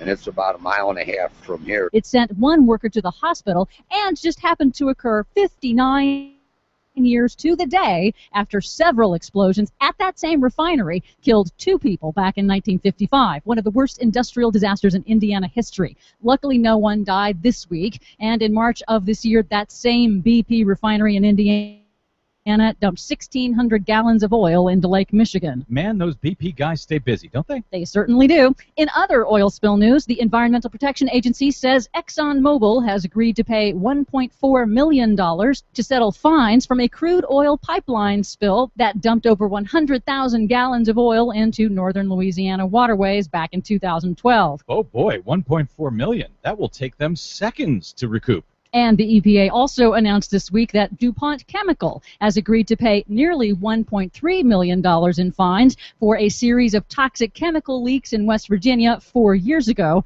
including one that killed a worker. So once again, the moral here, all this crime is well worth it to these big companies. Global warming is already here, fueling extreme weather. Some impacts are inevitable, and if we don't act quickly to cut carbon emissions, some impacts will be irreversible. That's the stark warning in the newest report from the United Nations Intergovernmental Panel on Climate Change in a leaked draft obtained by the Associated Press. It's the most blunt assessment yet, says climate scientist Dr. Michael Mann. We really need to act now if we are going to protect ourselves against what can reasonably be described as truly dangerous and potentially irreversible changes in our climate. That leaked final draft is a summary, the synthesis of the IPCC's 3 previous reports this year on the scientific evidence, the impacts of global warming, and the solutions. Shockingly blunt, this summary baldly warns that continued emissions of greenhouse gases will, quote, cause further warming, long-lasting changes in all components of the climate system, increasing the likelihood of severe, pervasive, and irreversible impacts for people and ecosystems. But, as Dr. Mann says in an interview with TheRealNews.com, this UN draft also makes clear cutting emissions now is cheaper than paying later. It is still relatively inexpensive to solve this problem. If we act now, then we can stabilize global warming below levels that are truly dangerous and potentially irreversible. Can I just keep watching Fox News and pretend everything you just said isn't actually happening? Apparently a lot of people do, but it doesn't change the scientific facts. And the International Energy Agency finds that renewable energy grew this year globally at the fastest pace ever recorded, now producing 22% of the world's electricity. That's weird. I didn't see that on Fox News either. And you also didn't see this on Fox News. Banking giant UBS, the largest privately owned bank in the world, says homeowner-generated renewable energy could be cheaper than fossil fuels as early as 2020, at least for people in Europe. That's because they are a left-wing... Wait, what are they again? The world's largest private bank? Oh, never mind. Speaking of action on climate change, the largest public march to demand action is just a few weeks away. The People's Climate March on September 21st in New York City will also have rallies around the world, and it coincides with the special United Nations Climate Summit in New York on September 23rd, says Evaz.org Executive Director Rikin Patel. The People's Climate March will kick off an 18-month battle, literally to save the world. Oh, we're going to have a lot of stories coming up about people getting arrested in New York City, aren't we? Yep. Just guessing. See you in September. For much more on that story and all of the ones we couldn't get to today, please, as always, check out our website at greennews.bradblog.com. Please consider a donation while you're there to help the Green News Report stay on your public airwaves. From bradblog.com, I'm Brad Friedman. And I'm Desi Doyen. And this has been your Green News Report. See you in September. See you when the summer's through. Remembering that united we bargain, divided we beg. Rick Smith. He's going the distance. He's going for speed. She's all alone in a time of need. Because he's racing. Welcome back to the Rick Smith Show. Check out the website, thericksmithshow.com. Questions, comments, something on your mind, you can email me, Rick, at thericksmithshow.com. The article, businesses are winning cat and mouse tax game. And this David Jelas goes into the reality that we've allowed these big corporations to come up with all of these loopholes. They've lobbied for them. We've got politicians pushing for them. And it's costing us billions. In fact, one of the things that caught my attention in the article is that right now, The amount of our tax receipts coming into to our government, less than 10% of federal revenue comes from corporate taxes. Less than 10%. You go back to the years after World War, the pre-Reagan years, we should say. Go back to the pre-Reagan years where federal income from corporate tax was about 30%. So about 30% of the money that came into our coffers that we used for education and roads and bridges and military and everything else, about 30% of that pie was from corporate taxes. Now you're looking to less than 10, and in some of the years, most recent years, during the Bush years especially, less than 7% came from corporate taxes. And what we hear, especially here in Pennsylvania, is, we've got the highest taxes in the free world, and nobody's paying them. And what we're watching, right? Burger King, just the latest of a number of companies that are going, hey, any way that we can cheat, any way that we can, and I shouldn't even say cheat because they've made the game. So the game is what it is. We've allowed it. So I guess it's not cheating because it's perfectly legal. It's perfectly legal not to pay taxes. And what's interesting to me is that they've kind of trained all of us to thinking that we should be getting something for nothing, like they do. That we should be able to expect all of the services and all of the goods and all of the things that our tax dollars of the past has created, that we should expect that now without actually paying for it. Think about that for a second. And what this article is saying is, look, you've got these new business structures that are popping up because of globalization. You've got all of these weird new, where Burger King, who is much larger than Tony Hortons, is now being bought out almost by Tony Horton, and they're moving their headquarters to Canada so that they can not pay taxes. In fact, not pay taxes by a lot. Billions of dollars that you and I will then have to make up. And Ron Wyden is quoted in this article. He's the Senate Finance Chairman. He says that it's time to revamp the dysfunctional, rotting mess of a carcass that we call a tax code, but that it's not really going to be possible because total and complete gridlock. The article points to this Abvai company, one of the 50 largest companies in the world, because of a $54 billion takeover with Irish drug maker Shear. Became the largest American company to strike an inversion. So they've taken all of this money that they were making here, they've now combined with this Irish company who has no corporate taxes.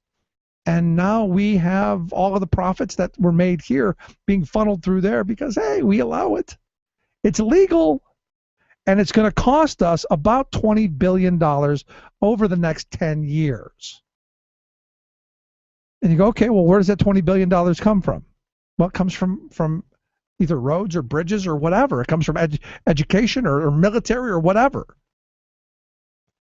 So, just thinking about it, when we decide we're going to send our military off to fight for our interests somewhere else, that $20 billion probably could have come in handy. And to me, it all comes back down to this assault on the IRS and how we've allowed these corporate special interests to lobby for their narrowly defined little portion of things that lets them walk away and leaves us kind of looking at each other going, well, how'd that just happen? I mean, there's part of me that goes, we should all just incorporate, don't worry about being people anymore. We're no longer people. We're all corporations. I would be Rick Smith LLC or whatever. I could call myself anything. I could be like Prince and give myself a symbol instead of an actual name. Like the little Nike swoosh or whatever. I can just have like something. And this way I can call myself a corporation. Anything I bring in, I don't have to pay income tax in because I didn't actually work. It's not income because I'm a corporation. I'll just pay the corporate tax minus all of everything else. I mean, think about it. I guess this wouldn't be a bad idea, would it? Say, okay, I'm a corporation. Feeding the corporation is important because you want to keep the corporation alive. So I should be able to deduct all the cost of food. I should be able to deduct the cost of my house. I should be able, with depreciation and all of that. If we're going down this path, we might as well go full tilt boogie, right? And let me put all my money over in the Cayman Islands.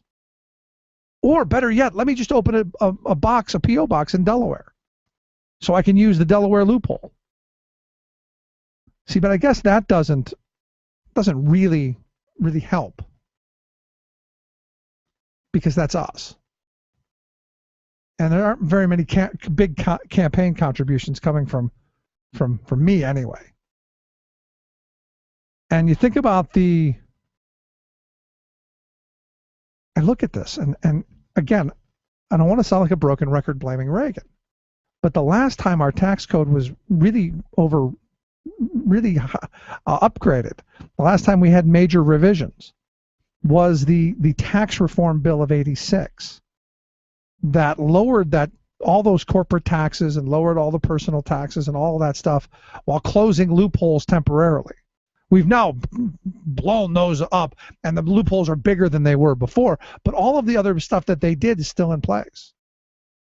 And the one thing that just galls me the most, especially during the recession, is thanks to the tax reform bill of '86, thanks Ronald Reagan, unemployment benefits were taxed.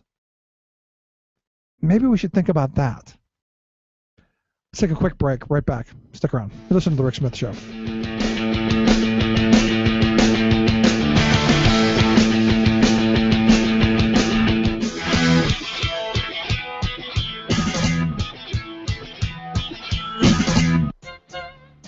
The good news is that it's not all bad news these days.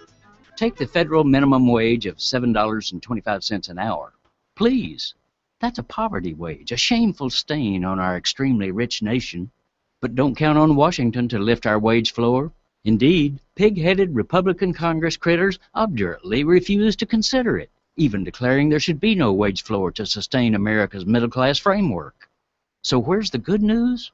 Probably right where you live. Millions of low-wage workers themselves, from fast food workers to adjunct college professors, have been organizing and mobilizing, pushing local leaders to take action against the immoral inequality that's ripping our society apart and sinking our economy. Sure enough, local officials are responding. Seattle, Chicago, New York City, Austin, Providence, San Francisco, and even Oklahoma City, as well as other locales, either have raised their wage floors or are battling the corporate lobbyists to get the job done. And here's a pleasant surprise. Breaking away from the McDonald's, Domino, Taco Bell herd of low-wage exploiters, several smaller fast food chains are acting on their own, raising their starting pay levels as high as $15 an hour plus benefits. The Boloco Burrito chain in New England, for example, has raised its minimum to $9 an hour, plus subsidizing its employees' commuting costs and contributing to their 401k fund. A Boloco co-founder says, if we're talking about building a business that's successful, but our employees can't go home and pay their bills, to me, that success is a farce. This is Jim Hightower saying, exactly. If you can't pay your workers a decent wage, then you don't have a legitimate business. The multi-million-dollar executives at poverty pay outfits like McDonald's aren't running a business. They're running a labor extortion racket. Hightower's commentaries are brought to you by the Hightower Lowdown, the monthly newsletter with Hightower's populist take on what the powers that be are up to. Find out more at hightowerlowdown.org. Would you dive 14 feet deep in the Susquehanna to keep a bridge safe? Would you spend night after night with prisoners to keep your community safe? Would you spend Christmas Eve plowing snow to keep roads safe? AFSCME members do. Men and women who choose to serve in public service. Mine inspectors, 911 dispatchers, healthcare workers, parole agents. You may not think about them, but no, they're all thinking about you. This message brought to you by AFSCME Council 13.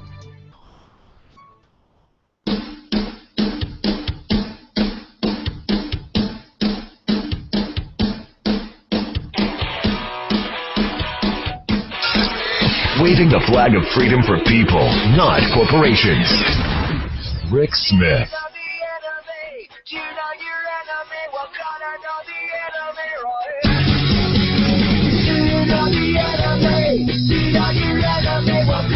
Welcome back to the Rick Smith Show. Check out the website, thericksmithshow.com. Questions, comments, something on your mind, you can email me, rick@thericksmithshow.com, or give us a call, 1-888-520-RICK, 1-888-520-7425. So, and going back to this, I mean, these huge tax loopholes that we leave wide open, I understand the premise behind them. We want to incentivize certain behavior, and I'm okay with loopholes. I'm okay with, and I got an email that said, in the past you've said you were all for loopholes, and I am. I'm for incentivizing certain behavior. I think it's smart policy. I think if, as a nation, we want to, let's say, get off of dirty fossil fuels, and we wanted to move towards more clean energy, you help subsidize that. You say, if you spend your money investing in this technology, we'll help you with it a little bit, and we'll lower your tax rates. And we saw when they did that, companies moved towards it. And then when you saw them take those subsidies away, companies didn't do it. They went back to the dirty stuff that we're still subsidizing. So this idea that, and what's interesting is we seem to be subsidizing everything, because everybody's got a special interest and everybody's got their little part of it that they want. And to a degree, I'm okay with that. Because if you go back to the 50s, you go back to the good socialist president Dwight David Eisenhower, you go back to that tax code, that 92% rate, nobody ever paid that, not even close to that. Nobody ever paid the 70%. That was during the Kennedy years. Why? Because we had all these loopholes. You had ways of incentivizing people to do things so they didn't have to pay taxes. But we said as a society, look, if you're not going to use the money to do investments into your business, investments into the community, hospitals, schools, whatever, if you're not going to do it voluntarily, out of the benevolence and the philanthropic heart that you have, then we're going to take it and we're going to do it anyway because the community needs it. Our country needs it. As much like we did during World War II, needed the money. That's where tax rates skyrocketed. We need the money. We got to buy armament. We've got to pay for society to kind of keep going while the war is going on. So we tax the very wealthy. And I have a friend whose father, back during World War II, was a well-to-do businessman. Was proud of the fact that he was able to pay the 95% tax rate. Was proud of that fact, which I think is a little twisted, but you start thinking about patriotism, which we're told, hey, these are the people who care. But in looking at this, you go back and you say, okay, as a society, you need certain things. How do you pay for them? Because we've been sold the line of goods. We're broke, right? Everyone's telling us we don't have any money. Yet I look at the trillions of dollars being stashed in offshore accounts. I look at the amount of money that we have given, because, look, over the last 30 years, we've been told, and some of us have bought. I was never one that bought it. That if you give the wealthy all the money, you let everything accumulate at the top, eventually it just, like rain, it comes down. It's got to trickle down. And, in thinking about money, money's the only thing that seems to not have basic physics as its guiding principle. Because generally what goes up has to come down. Doesn't seem to work that way, does it? Especially when you look at the fact that wages, here in Pennsylvania anyway, over the last couple of years, have actually gone down. It's staggering to me that we would still go, we just haven't done it enough, Rick, don't you know? If we did more, if we had more tax cuts, if we had more deregulation, if we did more of that stuff, it would be better, right? If we had I mean, it blows my mind that, during the 50s and 60s and the post-World War II years, we saw corporate tax rates at 30% of the money that we brought into our coffers, 30%. And we're down to 6.6%, and corporations are still screaming, we're overtaxed.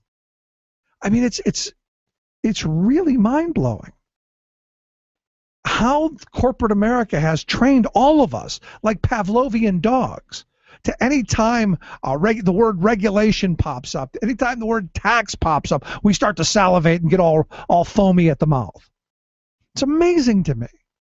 Instead of sitting back and going, well, what are we taxing? And why are we taxing it? What good is it for society? Evidently, we can't have those conversations anymore. It's just this reactionary, no, can't have any of it, no. And look where it's gotten us. You know, we've got a school district in Philadelphia that's laying off more teachers. As we speak, laying them off today. Why? Budget. Our governor's budget. Priorities. The priorities that this guy, and look, this is their ideology. It's not just Corbett. It's this whole frame of thought that we need to make sure that the wealth class is taken care of and that everyone else, well, you're on your own. Tough luck. Or if you're that poor woman in the parking lot, well, you know, hey, you made the choice.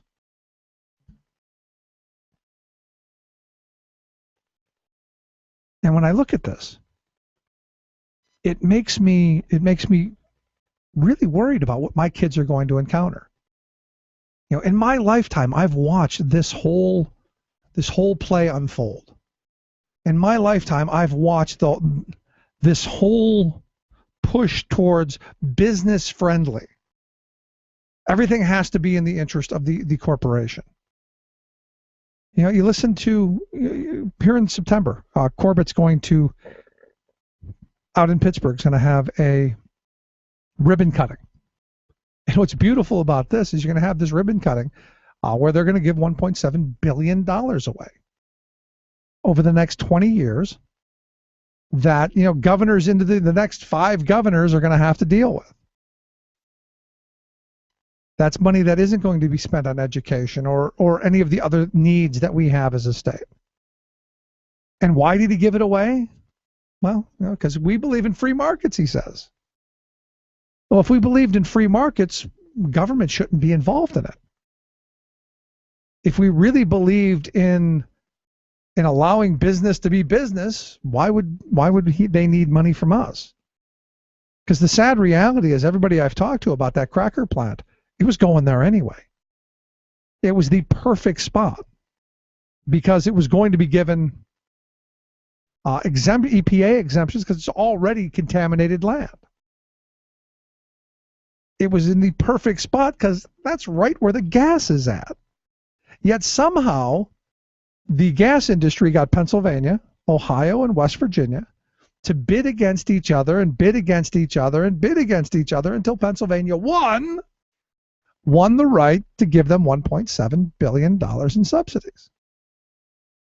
I got to tell you, I don't know that that's won because the plant was going to go there anyway. That's what's staggering to me. And we continue to fall for it. And, you know, as we talked about yesterday, you know, wage growth in this country is non-existent. Had wage growth continued with productivity, had we not had this breaking apart, this uncoupling, this decoupling of productivity and wage growth, the average middle class person would be making about $18,000 a year more. I mean, just let that sink in for a second. You want to talk about redistribution of wealth? There it is right there. Doesn't get any simpler than that. And as I look at this, to me, the first thing that comes to mind is we need to be organizing amongst ourselves to do what corporations have done. Because corporations are just the gathering of money. We need to have the other side of this, the gathering of labor.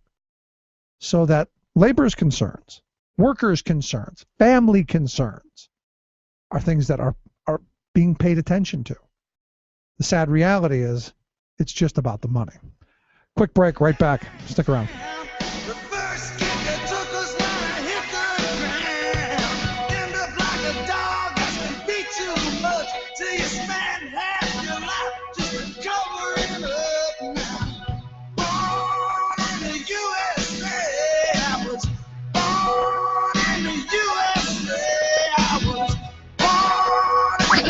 The Rick Smith Show, changing America for the better. You're You're listening to The Rick Smith Show. For more information, go to thericksmithshow.com. If you've missed any portion of the program, you can download the podcast at thericksmithshow.com. You're listening to WIN, Workers Independent News, a production of Diversified Media Enterprises. I'm Doug Cunningham. President Barack Obama is including Milwaukee, Wisconsin on his Labor Day schedule. AFL-CIO Secretary Treasurer Liz Shuler will also make Labor Day stops in Wisconsin. Shuler will be at Madison's Labor Temple for the Wisconsin South Central Federation of Labor's Labor Day celebration. She told Workers Independent News that Wisconsin was ground zero for labor struggles in 2011 and remains an important labor hub today. Wisconsin's a key state. The president coming to Wisconsin, actually, I had made my plans before he decided to come to Wisconsin, and I'll be traveling not only to Milwaukee but also to Madison and be meeting with activists and leaders, but also we're hosting a youth roundtable to tap into that energy and that excitement and enthusiasm with young workers. We have the governor's race once again before us and a tremendous candidate in Mary Burke. Our members are excited and ready to mobilize. As working people, we pay our taxes, fulfilling our responsibilities so government can function and public services can be delivered. But increasingly, big corporations are dodging their taxes. A case in point is 7 corporations that are keeping tens of billions of dollars in cash profits offshore, according to their own financial filings. As long as they don't bring those billions home to invest in American industry and jobs, they can dodge American taxes. Apple has $111.3 billion offshore. GE has $110 billion. Microsoft, $92.9 billion. Pfizer, $69 billion. Merck, $57.1 billion. IBM, $52.3 billion. And Johnson & Johnson has $50.9 billion in profits offshore. One black man said to me that this is not a racial thing, it's America against the police. Dr. Robert Bruce Ware, a Southern Illinois University Edwardsville professor who witnessed the militarized police attacks on peaceful protesters in Ferguson, Missouri. Dr. Ware says the militarization of police and their sometimes wholesale assaults on citizens peacefully protesting is a huge problem in America, while acknowledging that some individuals use protests as opportunities to commit crimes and should be held accountable. Dr. Ware says his experience on the front lines in Ferguson is that a militarized police response often exacerbated the problem. I saw no acts of violence, nor standing on the front line did I see acts of violence just before what turned out to be a very aggressive and relentless police attack on the crowd. We were told over a loudspeaker to leave the area. 60 seconds or less later, there was a barrage of tear gas canisters. Dr. Ware says the solution is for police and civilian authorities who control them to respect the First Amendment rights of the people and of the press. When there's a protest situation, if the police will come in their ordinary cruisers, wearing their ordinary uniforms, and stand around with the protesters as if they're there to provide community protection, then I think there will be fewer problems. I think that's the solution. You've been listening to WIN, Workers Independent News. For more information, visit laborradio.org. Right now, we are hard at work to bring a major natural gas processing plant to southwestern Pennsylvania. The best argument we can make to the company behind the project is Pennsylvania's embrace of free markets.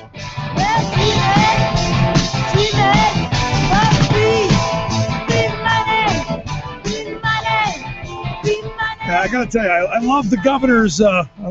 Assessment. The best reason he can make is free markets. Of course, the invisible hand, right? Not the $1.7 billion in tax sweeteners. Had nothing to do with the free money. Had everything to do with our ideology, our belief in free markets. And this is one of those messages constantly shoved down our throats, that the invisible hand will decide. The markets know best. Yet what we've seen through policies like Governor Corbett's, we've seen through all of these social welfare programs for corporations, that's not necessarily the free market. It's handouts. And that brings us to our quote of the day. Governor Grover Cleveland, president in 1886, his State of the Union address, he said, "We discover that the fortunes realized by our manufacturers are no longer the reward of sturdy industry and enlightened foresight, but from the result of discriminating favor of government, and are largely built upon undue exactions from the masses of our people." He said the gulf between employers and employed is constantly widening and the classes rapidly forming. One comprised of the very rich and powerful, while the other found the toiling poor. As we view the achievements of aggregated capital, we discover the existence of trusts, combinations, and monopolies, while the citizen is struggling far in the rear or is trampled to death beneath an iron heel. Cleveland says corporations, which should be the carefully restrained creatures of the law and servants of the people, are fast becoming the people's master. Which brings us to this book that I came across, Capitalism versus Democracy, Money in Politics, and the Free Market Constitution, written by Tim Kuhner. I've got Tim on the line. Tim, thanks for taking time for us. Thanks for having me, Rick. So I look at this, our governor here, $1.7 billion are going to be handed out because we believe in free markets. This is one of those things that drives me absolutely insane when we talk about what's going on with our politics, because nobody I know is thrilled with the idea of giving this company that kind of money. Right. And actually, if it's sort of ironic to justify all that on the basis of markets when one of the grandfathers of capitalism, Adam Smith, whose book The Wealth of Nations was the blueprint really for free markets, in his 1776 book, he talked about the masters and the merchants and the manufacturers, and he said that these classes use their wealth to draw to themselves the greatest share of public attention, desire restraints upon competition, and an increase in profits at the public's expense. And you can go through early figures like that associated with capitalism. You can even go to Ayn Rand, right, the sort of ideologue of capitalism that Reagan and Thatcher and Alan Greenspan relied upon as their favorite novelist. Rand called what we see with all the lobbying, she called it a grotesque profession, and said that it produced a civil war of pressure groups looting and devouring each other, and that government policy therefore swings like an erratic pendulum from group to group at the whim of any movement. You look back to Jefferson, you can look to Lincoln. I think that people who are practicing capitalism within politics are on pretty shaky ground. Yeah, and I look at this, and generally these type of lobbying efforts are not for the good of society as a whole, but just for a very small minority, the wealthy minority. The overwhelming majority of all money in politics comes from 1% of the population or less, frequently much less.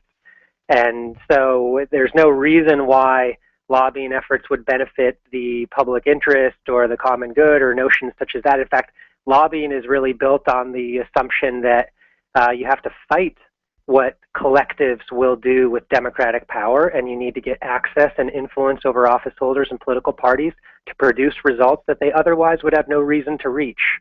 And, I look at this Roberts Court as probably one of the worst Supreme Courts that I've read about, maybe right up there with the Lochner Court. And I look at the decisions, the Citizens United being the first one, and this McCutcheon one right after that, as that tool that's given that 1% the ability to pretty much control our politic. I think it was the two professors from one from Princeton and I think it was Harvard that said we're already an oligarchy. The game's over. I think that's exactly right. Cases like Citizens United and McCutcheon just solidify that control that was already pretty well established. But they are remarkable cases, and part of the reason I wrote the book was to bring the cases right into the hands of the general public in a language that's easier to digest than Supreme Court opinions. And, just the real brief story here is that McCutcheon took the existing law, which said that individual donors could give no more than $123,000 to all candidates and political committees and parties, which was already a pretty big number.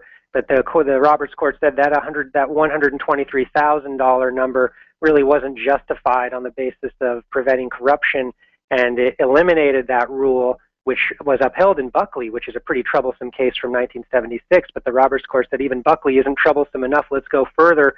Their ruling in McCutcheon allows individuals to spend up to $3.6 million in donations, right, which go directly to candidates, parties, and political committees.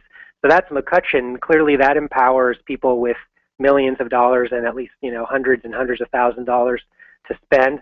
And then Citizens United, in allowing corporations to spend unlimited amounts from their general treasury funds, has empowered roughly 200 millionaires and billionaires who spend about 80% of the money. So, I mean, if you do the math on this, you're looking at a tiny, tiny fraction of the richest 1% controlling political advertisements and the construction of issues in terms of the public agenda, the public debate. And has it been that way in the past? I mean, I know since World War II, we tried to do some different things, I guess. For the last 100 years, as I understand, from the beginning of the country, was it that way? I mean, could corporations...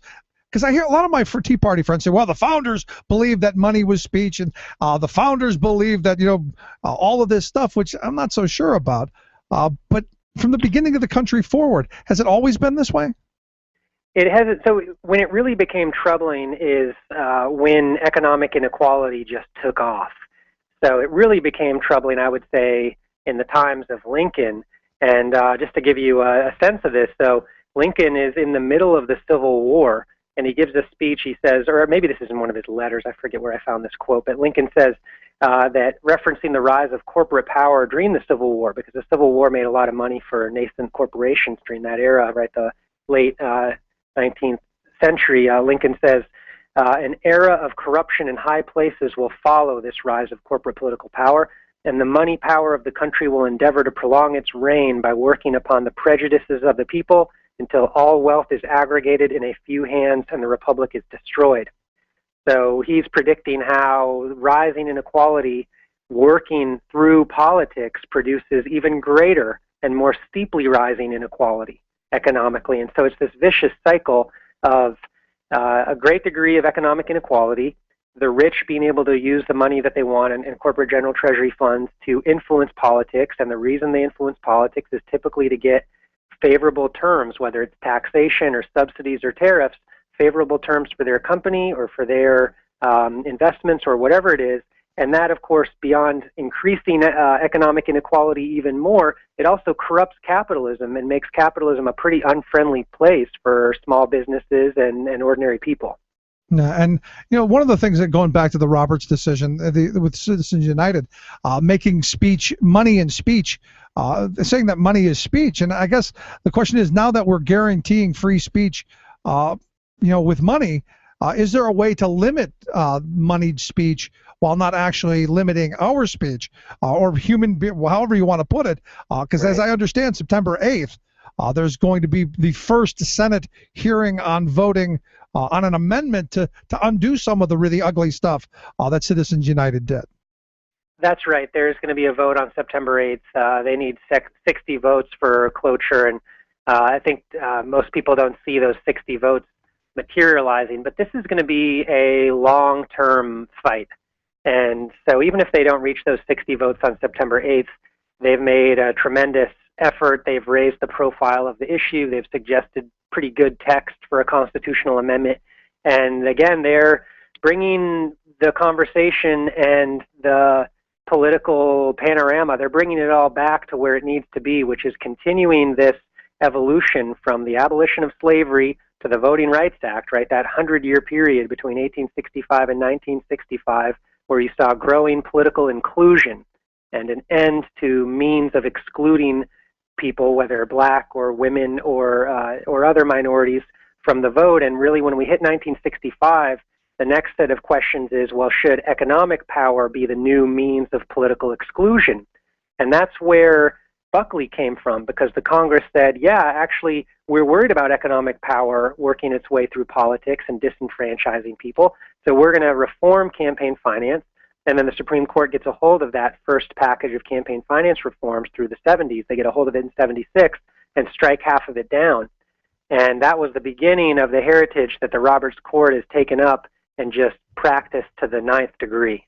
Yeah, and not only that, I mean, I look at the decisions that they've come up with on consumer rights and on workers' rights, very concerning to me. I mean, as I've talked about on this program, they're taking us back to those Lochner days, undoing labor laws, undoing maximum hour laws, all of that stuff, and creating really what John Edwards in 2004 called the two Americas, a handful of very, very well-to-do, and then a desperation class of the rest of us. Yeah, I think it is pretty shocking what they're doing across a bunch of different areas of constitutional law. And it does seem to come, at least in function, right? The actual results of these cases, striking down parts of the Voting Rights Act and so on, the function of this really is to make democracy less inclusive and less meaningful for ordinary citizens, and to preserve the power of concentrated wealth in a bunch of different ways. And this, again, they really are acting out this trajectory from the 1970s, and they're just building on it little by little by little by little. And something I do in the book is try to explain, where does all this come from? And so I take readers back to the 1970s, which was really Milton Friedman's time. You know how he was awarded the Nobel Prize in 1976, which is the same year Buckley was decided and money as speech was put into the Constitution.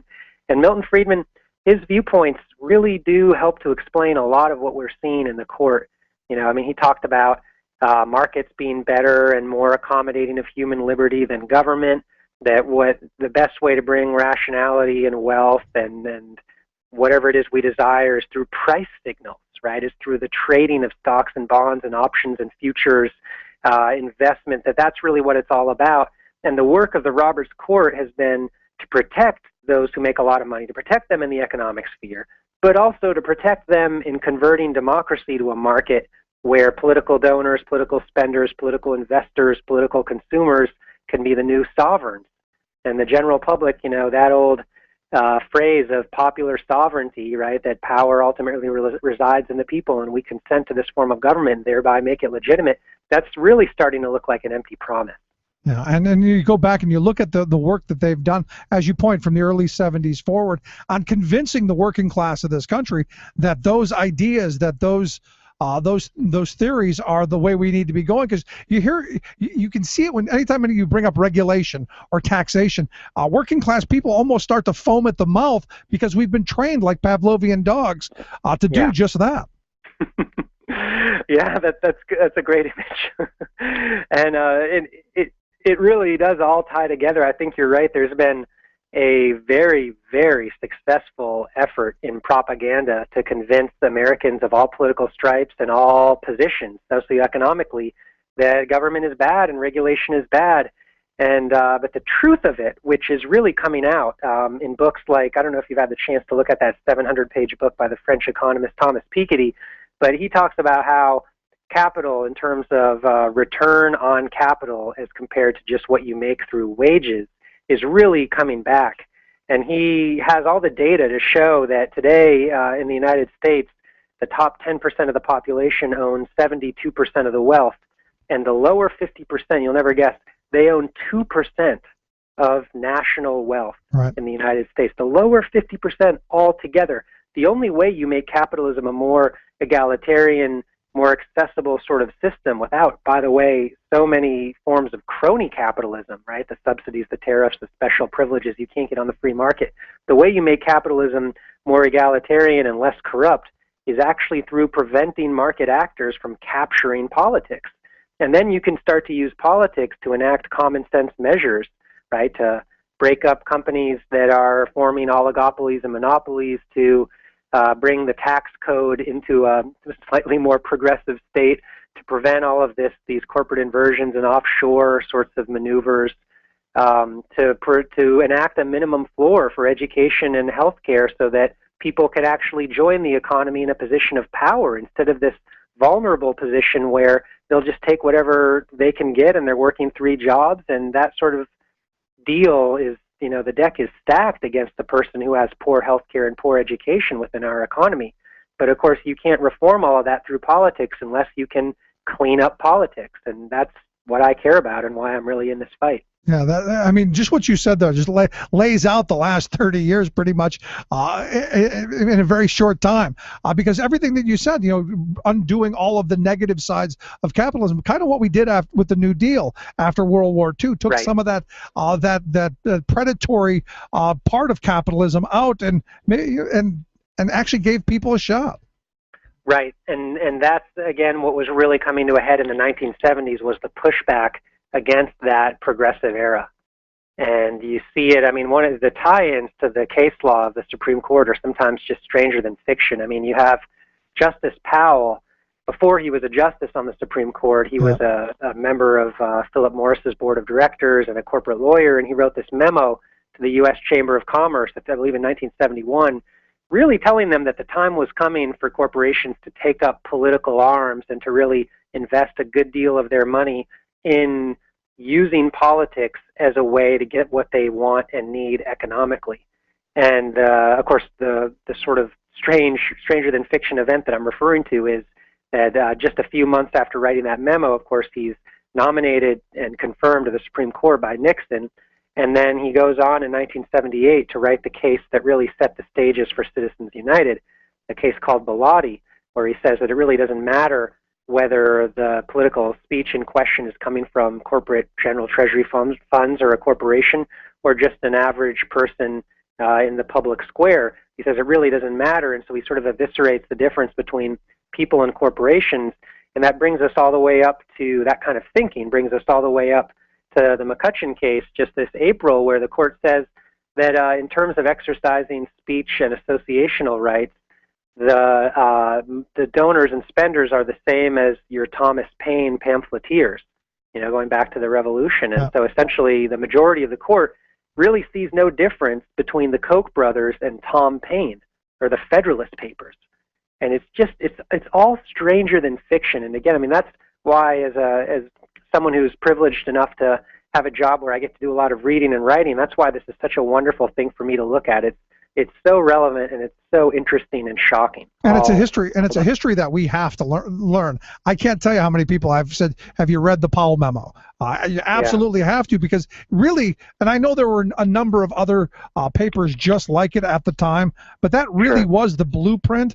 And if you look back at it 40 years in the past and start going, wow, they were mission accomplished. Break out the Bush banner. It worked. Yeah, it really did work. And it's the sad fact of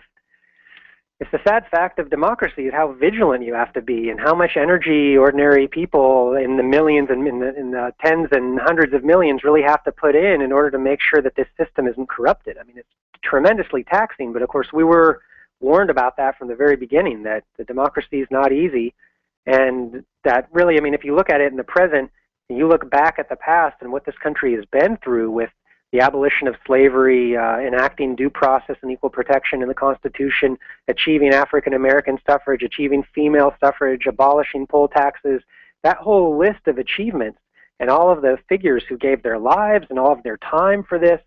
I mean, today I think there's nothing that will really save us from these problems unless we're able to locate ourselves back in that tradition and say, what am I willing to do to make this a meaningful form of government and continue this tradition of democracy that we've sort of been absent from for a solid 30 years, I'd say. I'm right there with you, but the sad reality is the average everyday person, they're not going to be able to run for president. What was the last election, $1 billion to run for president? Each, right, $1 billion each, basically. I mean, it's until we can get the money out of the game, or until we wake up and we, like my grandfather's generation, my grandfather always had a saying, if a rich guy's going to take a buck out of his pocket to tell you you don't need something, you better spend two to get it, because they understood return on investment. And when I see the Koch brothers or Sheldon Adelson spending $100 million on something, I think we should be looking the other direction, because there's nothing good for me and you in that. Yeah. Yeah, it's a really strange place to be. I mean, the present is stranger than fiction. Yeah. The book again, Capitalism versus Democracy, Money and Politics and the Free Market Constitution, written by Timothy Kuhn. We have a link at thericksmithshow.com. Just click on Tim's name, take you right there. It was really great talking with you. I'd love to have you back again at some point in the near future. Rick, it was a pleasure, and give me a call anytime. Fantastic. Thanks so much. Again, Capital vs. Democracy, written by Timothy Kuhn. We've got the link there at thericksmithshow.com. Highly suggested. Quick break. Right back. Stick around. You're listening to The Rick Smith Show. We're working people. Come to talk.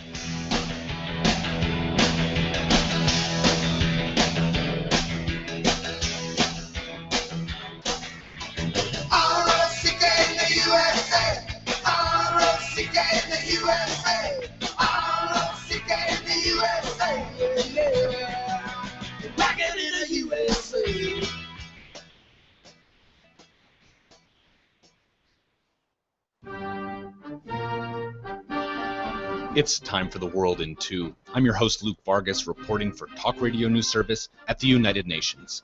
The UN finds itself at the center of world news today regarding developments in Ukraine.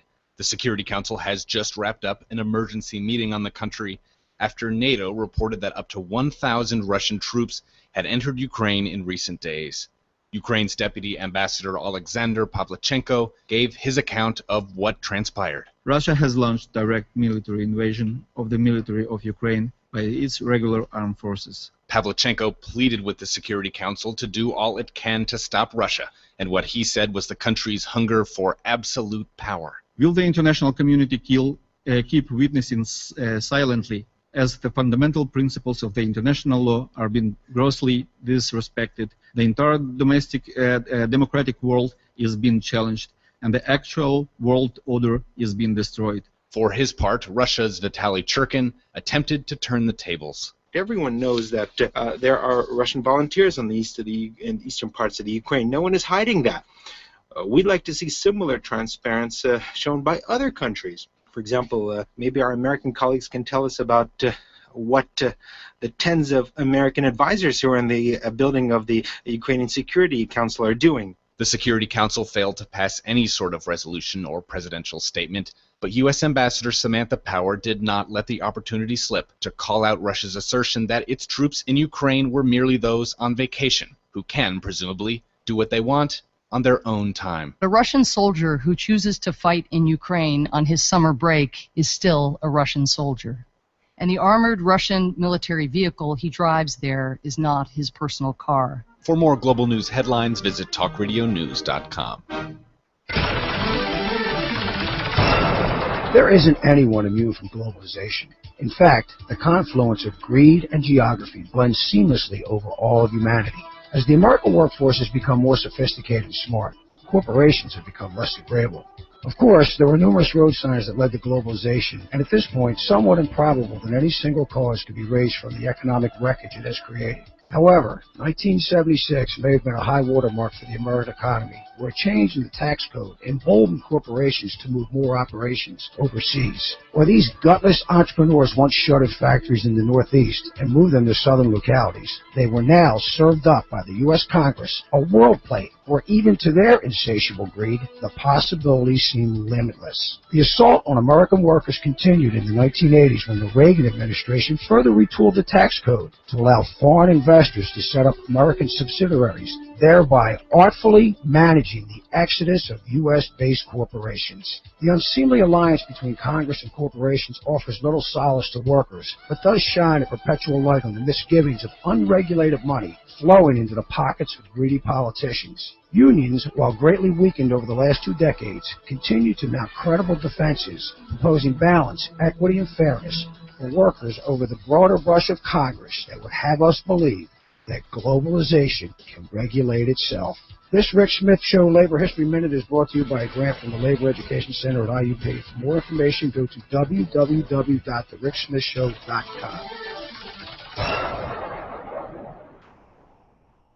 Chances are, when you took a shower this morning, an AFSCME member made sure that water was clean. When you drove to work, an AFSCME member maintained the road. When you rode an elevator, an AFSCME member inspected it. I'm David Philman, Executive Director of AFSCME Council 13, the American Federation of State, County, and Municipal Employees. AFSCME members enforce regulations, keep prisoners behind bars, take care of patients, protect the environment, and more. The work isn't glamorous, the salaries aren't high, but AFSCME members serve the public in every aspect of our daily lives. Chances are, you'll never see that AFSCME member working in a sewage plant, diving underwater to repair a bridge, or answering a 911 call. But aren't you glad they do? For more information, visit AFSCME13.org. We are AFSCME. We make Pennsylvania happy!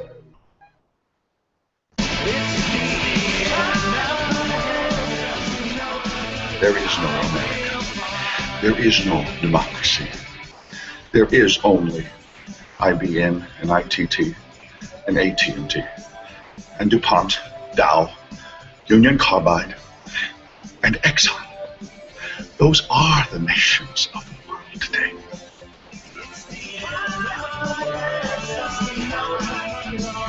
Welcome back to the Rick Smith Show.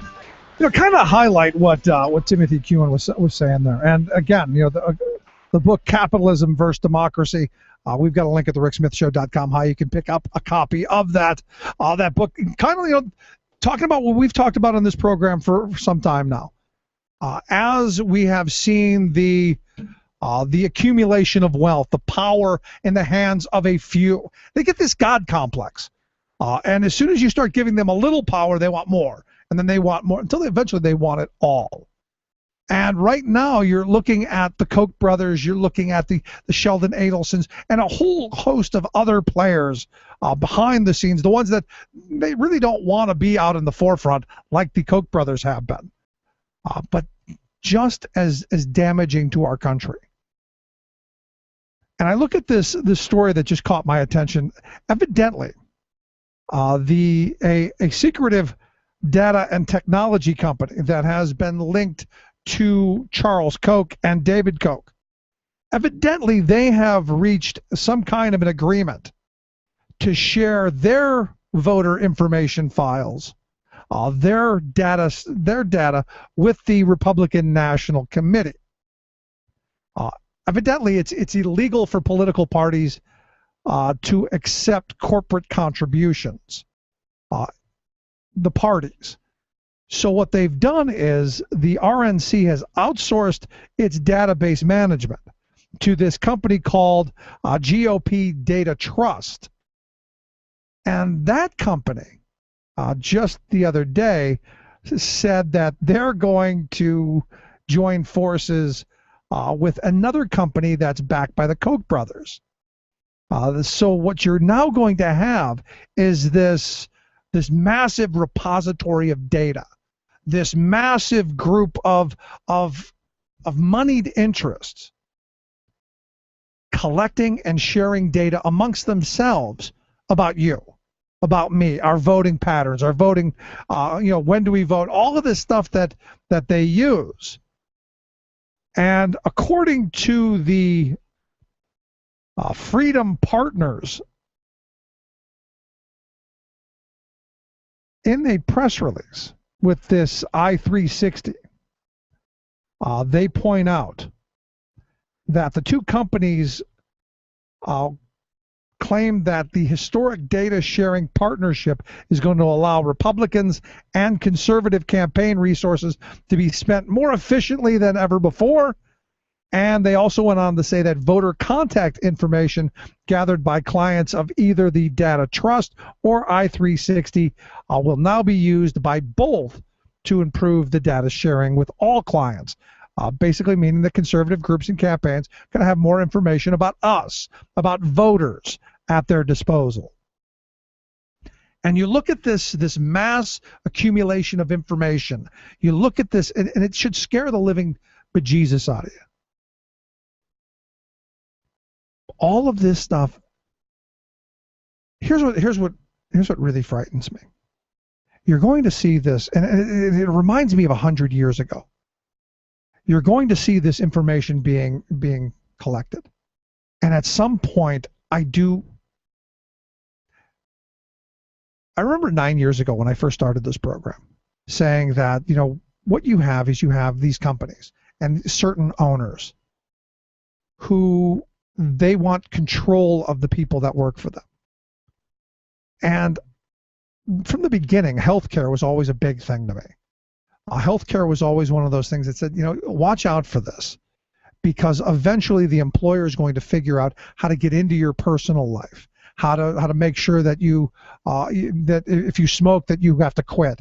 If you eat certain foods, you have to stop. If you have conditions, that you get fired. All of this, and we've seen that stuff bear out. We've seen employers saying we don't hire smokers, even if you smoke in your own home. We don't do it because for a bunch of reasons, but they've made the choice to impose their views on you, and they've fired people for doing it and gotten away with it. I look at this as another one of those moments. Your voting record. Did you vote? First, did you vote? And part of me says they don't want you voting, so if you do vote, they're going to want to know who you voted for.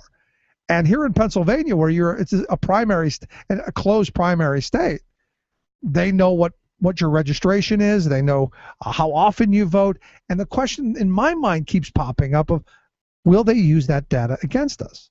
And is that conspiratorial? Am I just being, conspiratorial? I remember talking to Dick Boyd. I think he's still alive. He was in his late 90s last time I saw him. He was telling me a story about how his father used to take him under the railroad trestle, under the bridge there at midnight, when he was just a kid, to go to a union meeting to say, hey, how can we make sure that that we don't get cheated by the company store anymore? And that if anyone found out who was under that bridge, they'd all be blacklisted. And basically they would die. I mean, they would starve, or they would have to leave, because the corporate heads, these handfuls, had so much power, enormous, uncontrolled power. We're moving quickly back to those days. And I look at this marriage of data companies as one of those tools that they're going to use. As the old man always said, if they're going to take a buck out of their pocket to tell you don't need something, we better figure out how to get it. We better spend two to get it. This is troublesome on so many levels.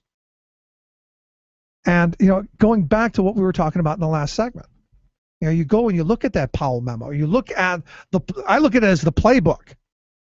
If you drew up a playbook on how to win the game, they did it. They took over education. They've taken over politics. They've taken over media, talk, TV, print. They've taken over all of it. It's all at their disposal. All of the propaganda arms are right there at their disposal because they bought it up. The fact that you have these billionaires who throw millions of dollars at radio and TV and print media just to keep hammering their worldview. And as long as those people stay on government's bad, regulations are bad, taxes are bad, they're going to be fine. Start talking about how to make society better, and forget that. Keep hammering on the single mother who's working 4 jobs. Keep hammering on those people who need rent assistance as slackers and takers. Never mind the fact that, last year we gave out at least $110 billion in taxpayer welfare to big corporations. And that 3 out of every one of those $4, 3 out of $4 ends up in the hands of just 965 of these welfare kings. Never mind that Boeing pocketed over $13 billion in welfare. Never mind that. Don't look behind the curtain. I mean, to me, at some point, we have to wake up and say no more. And it's only, as Timothy said, only when we do the hard work. Only when we do the hard work of getting involved, getting activated, engaged, are we going to be able to turn this around. Now, we've been here before. Look, this country has gone through these cycles. And we are on the swing of the 1880s were not a great time for working people. And the robber barons of that era were, they roamed like none other. Today's robber barons want that power that they had back then. And they're working to do it. It's going to take us. It's going to take another generation like my grandparents. Is that now? Is that today? I sure hope so. Let's take a quick break. Right back. Stick around. You listen to The Rick Smith Show. We're working people. Come to talk. Ain't gonna take it, it's that time. We want the world and we want it now. We're gonna take it anyhow. We want the airwaves. Not right wing, just right. The Rick Smith Show. Stay alive. An explosion and fire rocked the BP oil refinery in Whiting last night. Explosion at an Indiana refinery with a history of exploding. We really need to get working on this problem now. UN reports stark warning the window is closing to stop irreversible global warming. $1 million fines for oil and chemical spills. Renewable energy now producing 22% of the world's electricity. Plus, in September, the world's leaders are going to come to the United Nations for the largest ever summit on climate change. And we're going to meet them with the largest mobilization in history. Get ready for the People's Climate March on September 21st. All of those marches and more straight ahead. From BradBlog.com, I'm Brad Friedman. And I'm Desi Doyen. Stand by for 6 minutes of independent green news, politics, analysis, and snarky comment. Setting aside the historical authenticity of ISIS methods, here's a question for you, guys who want to establish their own state. Oh, you captured some oil wells? Great. Now you got to build a bureaucracy to pump that oil, refine it. And what if there's a spill? You think you're radical and determined? Have you met environmentalists? Oh boy, howdy have I. This is your Green News Report.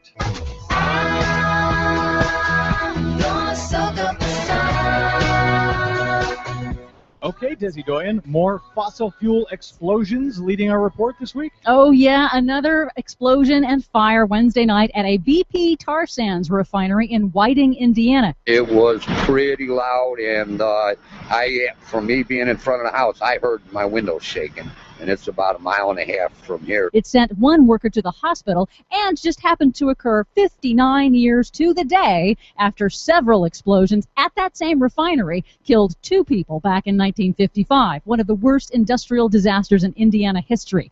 Luckily, no one died this week, and in March of this year, that same BP refinery in Indiana dumped 1,600 gallons of oil into Lake Michigan. Man, those BP guys stay busy, don't they? They certainly do. In other oil spill news, the Environmental Protection Agency says ExxonMobil has agreed to pay $1.4 million to settle fines from a crude oil pipeline spill that dumped over 100,000 gallons of oil into northern Louisiana waterways back in 2012. Oh boy, $1.4 million. That will take them seconds to recoup. And the EPA also announced this week that DuPont Chemical has agreed to pay nearly $1.3 million in fines for a series of toxic chemical leaks in West Virginia 4 years ago, including one that killed a worker. So once again, the moral here, all this crime is well worth it to these big companies. Global warming is already here, fueling extreme weather. Some impacts are inevitable, and if we don't act quickly to cut carbon emissions, some impacts will be irreversible.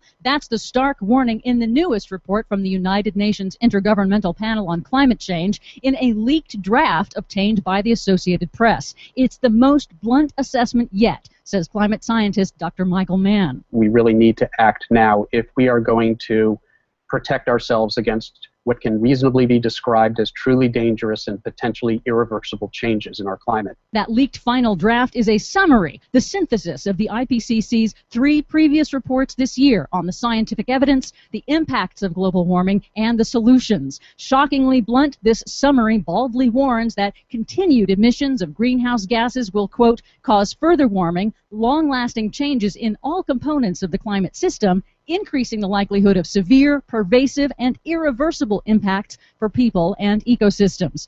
But, as Dr. Mann says in an interview with TheRealNews.com, this UN draft also makes clear cutting emissions now is cheaper than paying later. It is still relatively inexpensive to solve this problem. If we act now, then we can stabilize global warming below levels that are truly dangerous and potentially irreversible. Can I just keep watching Fox News and pretend everything you just said isn't actually happening? Apparently a lot of people do, but it doesn't change the scientific facts. And the International Energy Agency finds that renewable energy grew this year globally at the fastest pace ever recorded, now producing 22% of the world's electricity. That's weird. I didn't see that on Fox News either. And you also didn't see this on Fox News. Banking giant UBS, the largest privately owned bank in the world, says homeowner-generated renewable energy could be cheaper than fossil fuels as early as 2020, at least for people in Europe. That's because they are a left-wing... Wait, what are they again? The world's largest private bank. Oh, never mind. Speaking of action on climate change, the largest public march to demand action is just a few weeks away. The People's Climate March on September 21st in New York City will also have rallies around the world, and it coincides with the special United Nations Climate Summit in New York on September 23rd, says Evaz.org Executive Director Rikin Patel. The People's Climate March will kick off an 18-month battle, literally, to save the world. Oh, we're going to have a lot of stories coming up about people getting arrested in New York City, aren't we? Yep. Just guessing. See you in September. For much more on that story and all of the ones we couldn't get to today, please, as always, check out our website at greennews.bradblog.com. Please consider a donation while you're there to help the Green News Report stay on your public airwaves.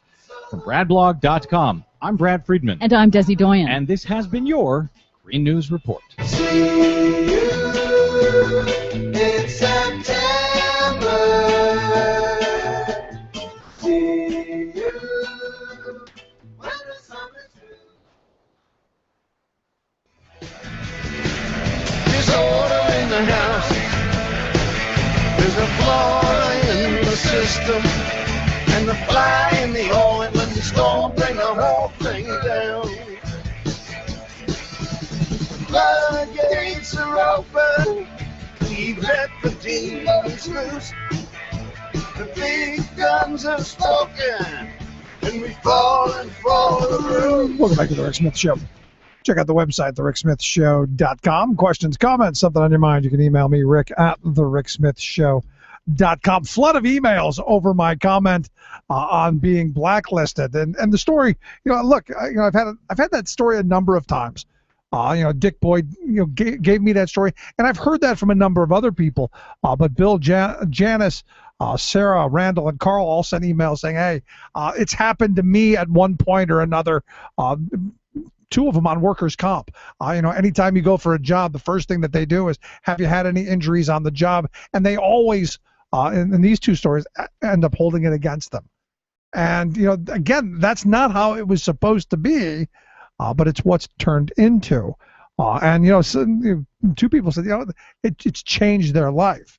That there were jobs that they could have gotten, but because of something that was in their medical history, something that was supposedly private, something you didn't think that they should know, it has harmed them. And I'm telling you, I think voting is the next thing. I think that because I've already heard those stories of employers saying, well, you're a registered whatever, mostly Republicans. You're a registered Democrat. Oh, well, and then being hounded over that. And we, over the last couple of elections, we've talked about a number of groups. The one timeshare guy pops into my head, who kept writing letters to his staff saying that if you vote for Obama, I'm going to lay everybody off. Because, he's going to kill the economy. And it turns out, if you go back and you read all of that, that company is actually doing much, much better than it has ever done under Obama, even though this guy wanted the other side. So it's just interesting stuff to me, and I appreciate the emails. Of course, you can email me anytime, Rick at thericksmithshow.com. I do appreciate it. So I'm sure everyone's heard this story by now, the 9-year-old girl who accidentally shot and killed her shooting instructor. And my first thought is, who in the hell takes a 9-year-old to go shoot an Uzi at a gun range? And I love this. Maybe it's only in Arizona, but a fast food gun range. You got the drive-through window. You could maybe buy your bullets and your burgers at the same time. I don't know. It's called Bullets and Burgers. They're in Northwest Arizona, and it got me thinking. I got a 12-year-old. I've got an 8-year-old son and a 6-year-old daughter, and I'm, when's the right time to go? Here's a gun. Go shoot. I want my kids to, at least understand what guns are and, what they're for and that kind of stuff. I don't know that I'm taking a 9-year-old to the Uzi range. Just a thought. And now think about what you've done. Not only you killed the shooting instructor, but this kid's life is, how do you get past that as a 9-year-old knowing that you killed someone? So the question I have is, what's the appropriate age for children? When should we allow them to shoot guns? Because listen to me on this. The big Reason poll the Koch brother types, all of the billionaire types who want to influence society with their voter or with their values.com campaign and their reason stuff. They're saying that 8-year-olds, the poll that they did, what was it, like 67% of people said that 8-year-olds shouldn't go to the park by themselves and play? I wonder if Reason will do a poll at what age an 8-year-old, who thinks an 8-year-old or a 9-year-old should have an Uzi? And the thing that gets me is, in this country, you've got one kid every day. You've got 7 kids a day shot and killed every day. And as this one article from News 21 points out, for every U.S. soldier killed in Afghanistan during that entire 11-year period, there were at least 13 kids shot and killed in this country. So for every soldier in Afghanistan, 13 kids here died. They point out that more than 450 children did not make it to kindergarten because they were shot and killed. Another 2,700 were killed by firearms before they could sit behind the wheel of a car. And every day, on average, 7 kids shot dead.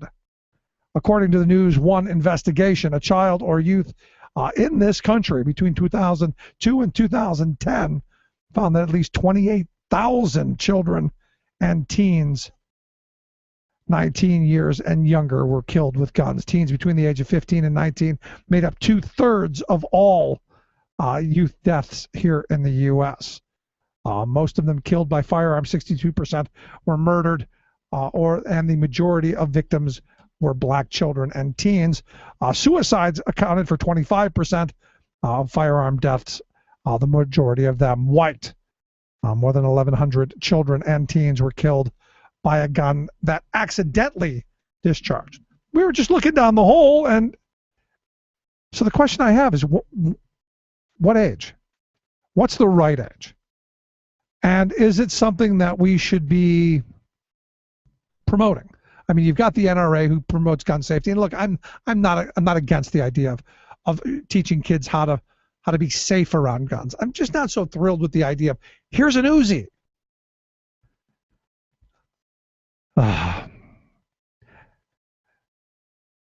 Barbara sent me an article on 7 ways children can have fun at the shooting range. Because she knows I like gun articles. Evidently, there are ways of making shooting for children at the gun range exciting. Because it just gets boring, shooting targets and shooting off the gun. Kids, their little minds just wander. So we should have animal-shaped targets. Because you want them to be able to shoot, Brer Rabbit. They should have multicolored targets, according to the article. Because you need colorful targets. Mutants and zombie targets, and this is my favorite one. They say we should have mutant or zombie targets simply because, kids are afraid, and, it could help them with their the boogeyman under the bed. So if you go out there and you shoot the boogeyman, the kids will feel empowered, and they'll be able to sleep at night. And I guess. They also say biodegradable clay targets are nice. Plinker targets. I guess they make a noise and they move back and forth and up and down, spin around. Kind of like you see at the carnival, which you used to do with BB guns. Active targets were my other favorite. Things that tumble, hop, or jump. Maybe like a gun instructor. Just a thought. They're self-healing targets. The article says so. So can take hundreds of shots and still keep their shape. And the other one is exploding targets. They go boom. They make noise. Kids love noise, right? So there you go. 7 interesting ways to make sure that your child has fun at the gun range. What are we coming to as a nation? Jeez. And my other favorite story of the gun.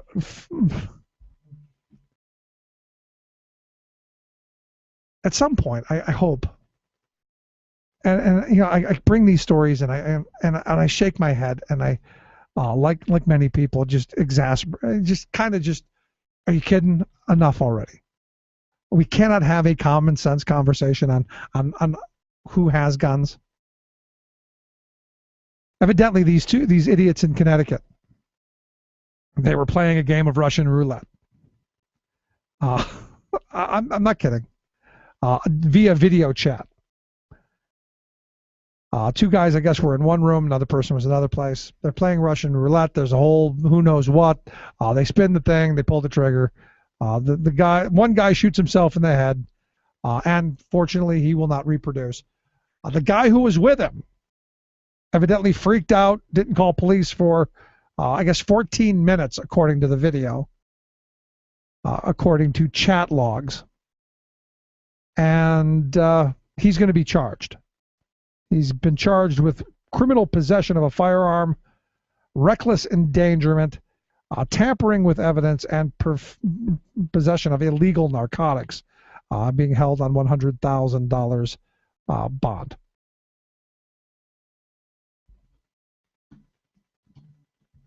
Good idea? Do we charge somebody for somebody putting a gun to their head and shooting themselves?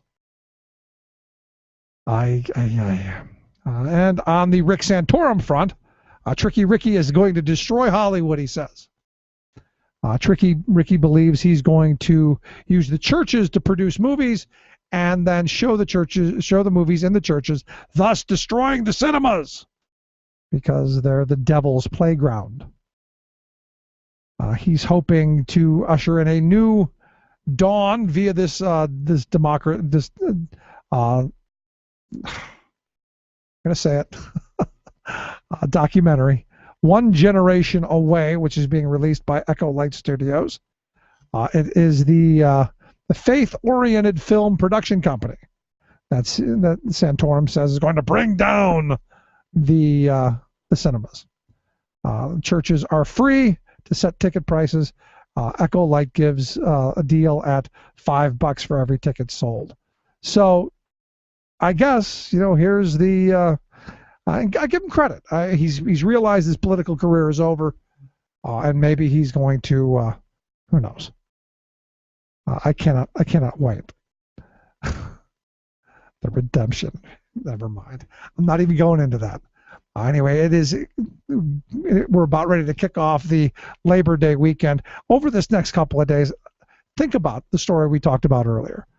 Think about the woman from New Jersey, this Maria Fernandez, working 4 jobs, 3 of them in 3 different locations for Dunkin' Donuts. And I'm going to continue to look into, I want to get an answer if she worked more than 40 hours, or I want to find somebody who's going to. Because to me, this is one of those situations where I think the corporation should be held responsible. And we should be changing the laws on how things are done in these big corporations. But think about, here's a woman who worked 4 jobs. Just wanted to catch a couple hours nap between one job and the other, left the car on, and died from carbon monoxide poisoning. All because she wanted to work. And for me, this really highlights a lot of problems that we have in our economy, a lot of problems that we have with our labor law, and the wages that the jobs are paying. And I take this back to 2009 when the president took office. My hope at that time was that he save work in this country, that he give workers the rights to organize, that he restores the reward of work. And as we go into this holiday weekend, and as we enjoy time with our families, hopefully, that we think about what it took to build the largest middle class in the history of civilization, that we think about what it took for that generation of workers to say, we're going to stick together and we're going to change the world. Because they did. They made this country a better place each and every day moving forward. And what I want to leave for my kids, the legacy that I would like them to have, is that my parents' generation left something a little bit better for me, that I'm going to leave something a little bit better for my kids, and we move the direction of this country forward. So I hope you have a great holiday weekend. I hope it's filled with family enjoyment time and leisure time and time to reconnect, but also to remember how, why, and what it took to get where we are. Have a great weekend. We'll see you back here next week.